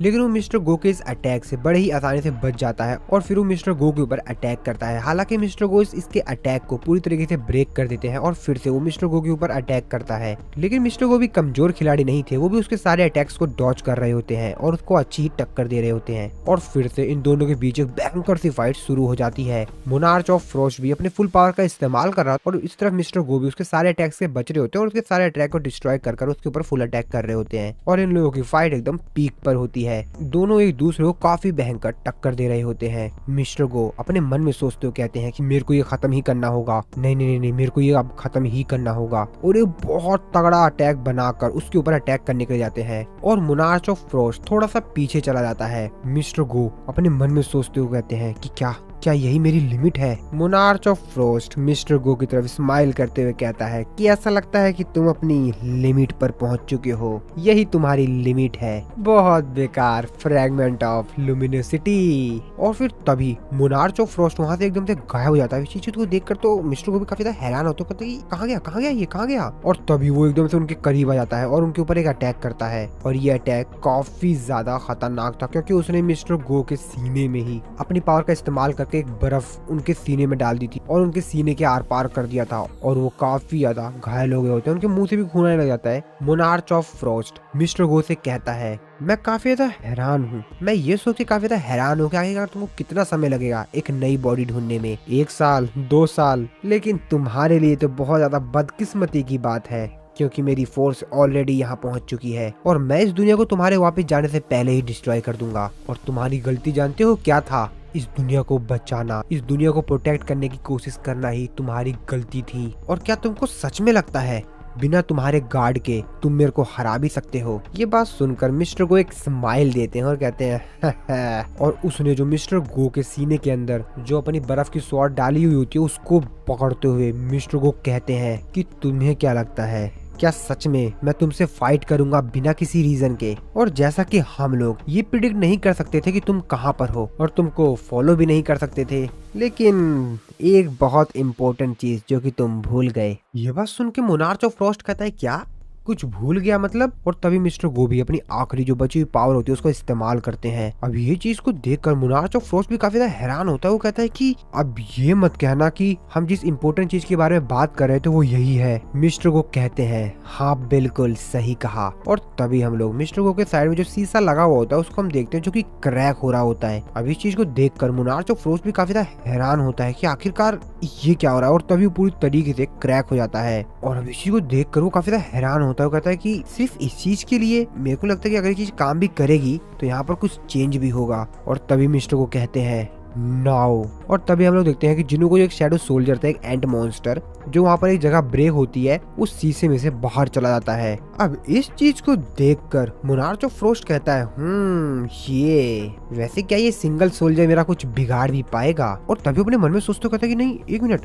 अरे नहीं, अब मेरे से ये मत कहना कि। और वो समझ जाता है कि आखिरकार यहाँ पर क्या सीन हुआ, और तभी वो काफी ज्यादा तेजी से उस एंट मॉन्स्टर की तरफ जाता है उसको रोकने के लिए, और वो भी उस बिल्डिंग से बाहर आ जाता है। एंट मॉन्स्टर जो कि काफी ज्यादा तेजी से वहां से आगे जा रहा होता है, वो उसको पीछे करने लग जाता है, और वो उसका पीछा करने लग जाता है। वो उसके ऊपर अटैक करने लग जाता है काफी ज्यादा तेजी से, और उसके ऊपर अटैक करके उसको मार पाता। और तभी वो मोनार्च ऑफ फ्रोस्ट सामने की चीज को देखते हुए कहता है कि तुम। और यहाँ पर हम लोग एक हाथ को देखते हैं, तो एक्चुअल में ये कोई और नहीं, ये जिन्वू था जो कि यहाँ पर आ गया था। जिन्वू उसके उस अटैक को रोक लेता है। अब ये चीज को देखकर मोनार्च ऑफ फ्रॉस्ट भी काफी ज्यादा हैरान होता है, और उसके बाद जिन्वू उसकी गर्दन को ही पकड़ लेता है और उससे कहता है कि तू कौन है बे, एक आइस एल्फ। और फिर इसी सीन के साथ हमारा ये वाला जो एपिसोड है गाइज वो खत्म हो जाता है। और अब जिन्वू इसको इसकी औकात दिखाएगा, वो तो हम लोग देखेंगे अगले एपिसोड में किसके साथ क्या सीन होगा। और बाकी हाँ, ये हमारे इस सीजन का एंड है। नेक्स्ट सीजन में हम लोग देखेंगे कि जिन्वू इसके साथ क्या करता है और आगे जिन्वू के साथ क्या क्या होगा। तो दोस्तों वीडियो अच्छी लगे तो वीडियो को लाइक जरूर से कर दीजिएगा, और नेक्स्ट वीडियो मैं ट्राई करूंगा यार थोड़ा जल्दी ले आ पाऊँ। बाकी हाँ, इस वीडियो में इतना ही। चैनल पे नए हो तो सब्सक्राइब कर लेना अगले एपिसोड को देखने के लिए। तो मिलता हूँ मैं आपको अपनी नेक्स्ट वीडियो में।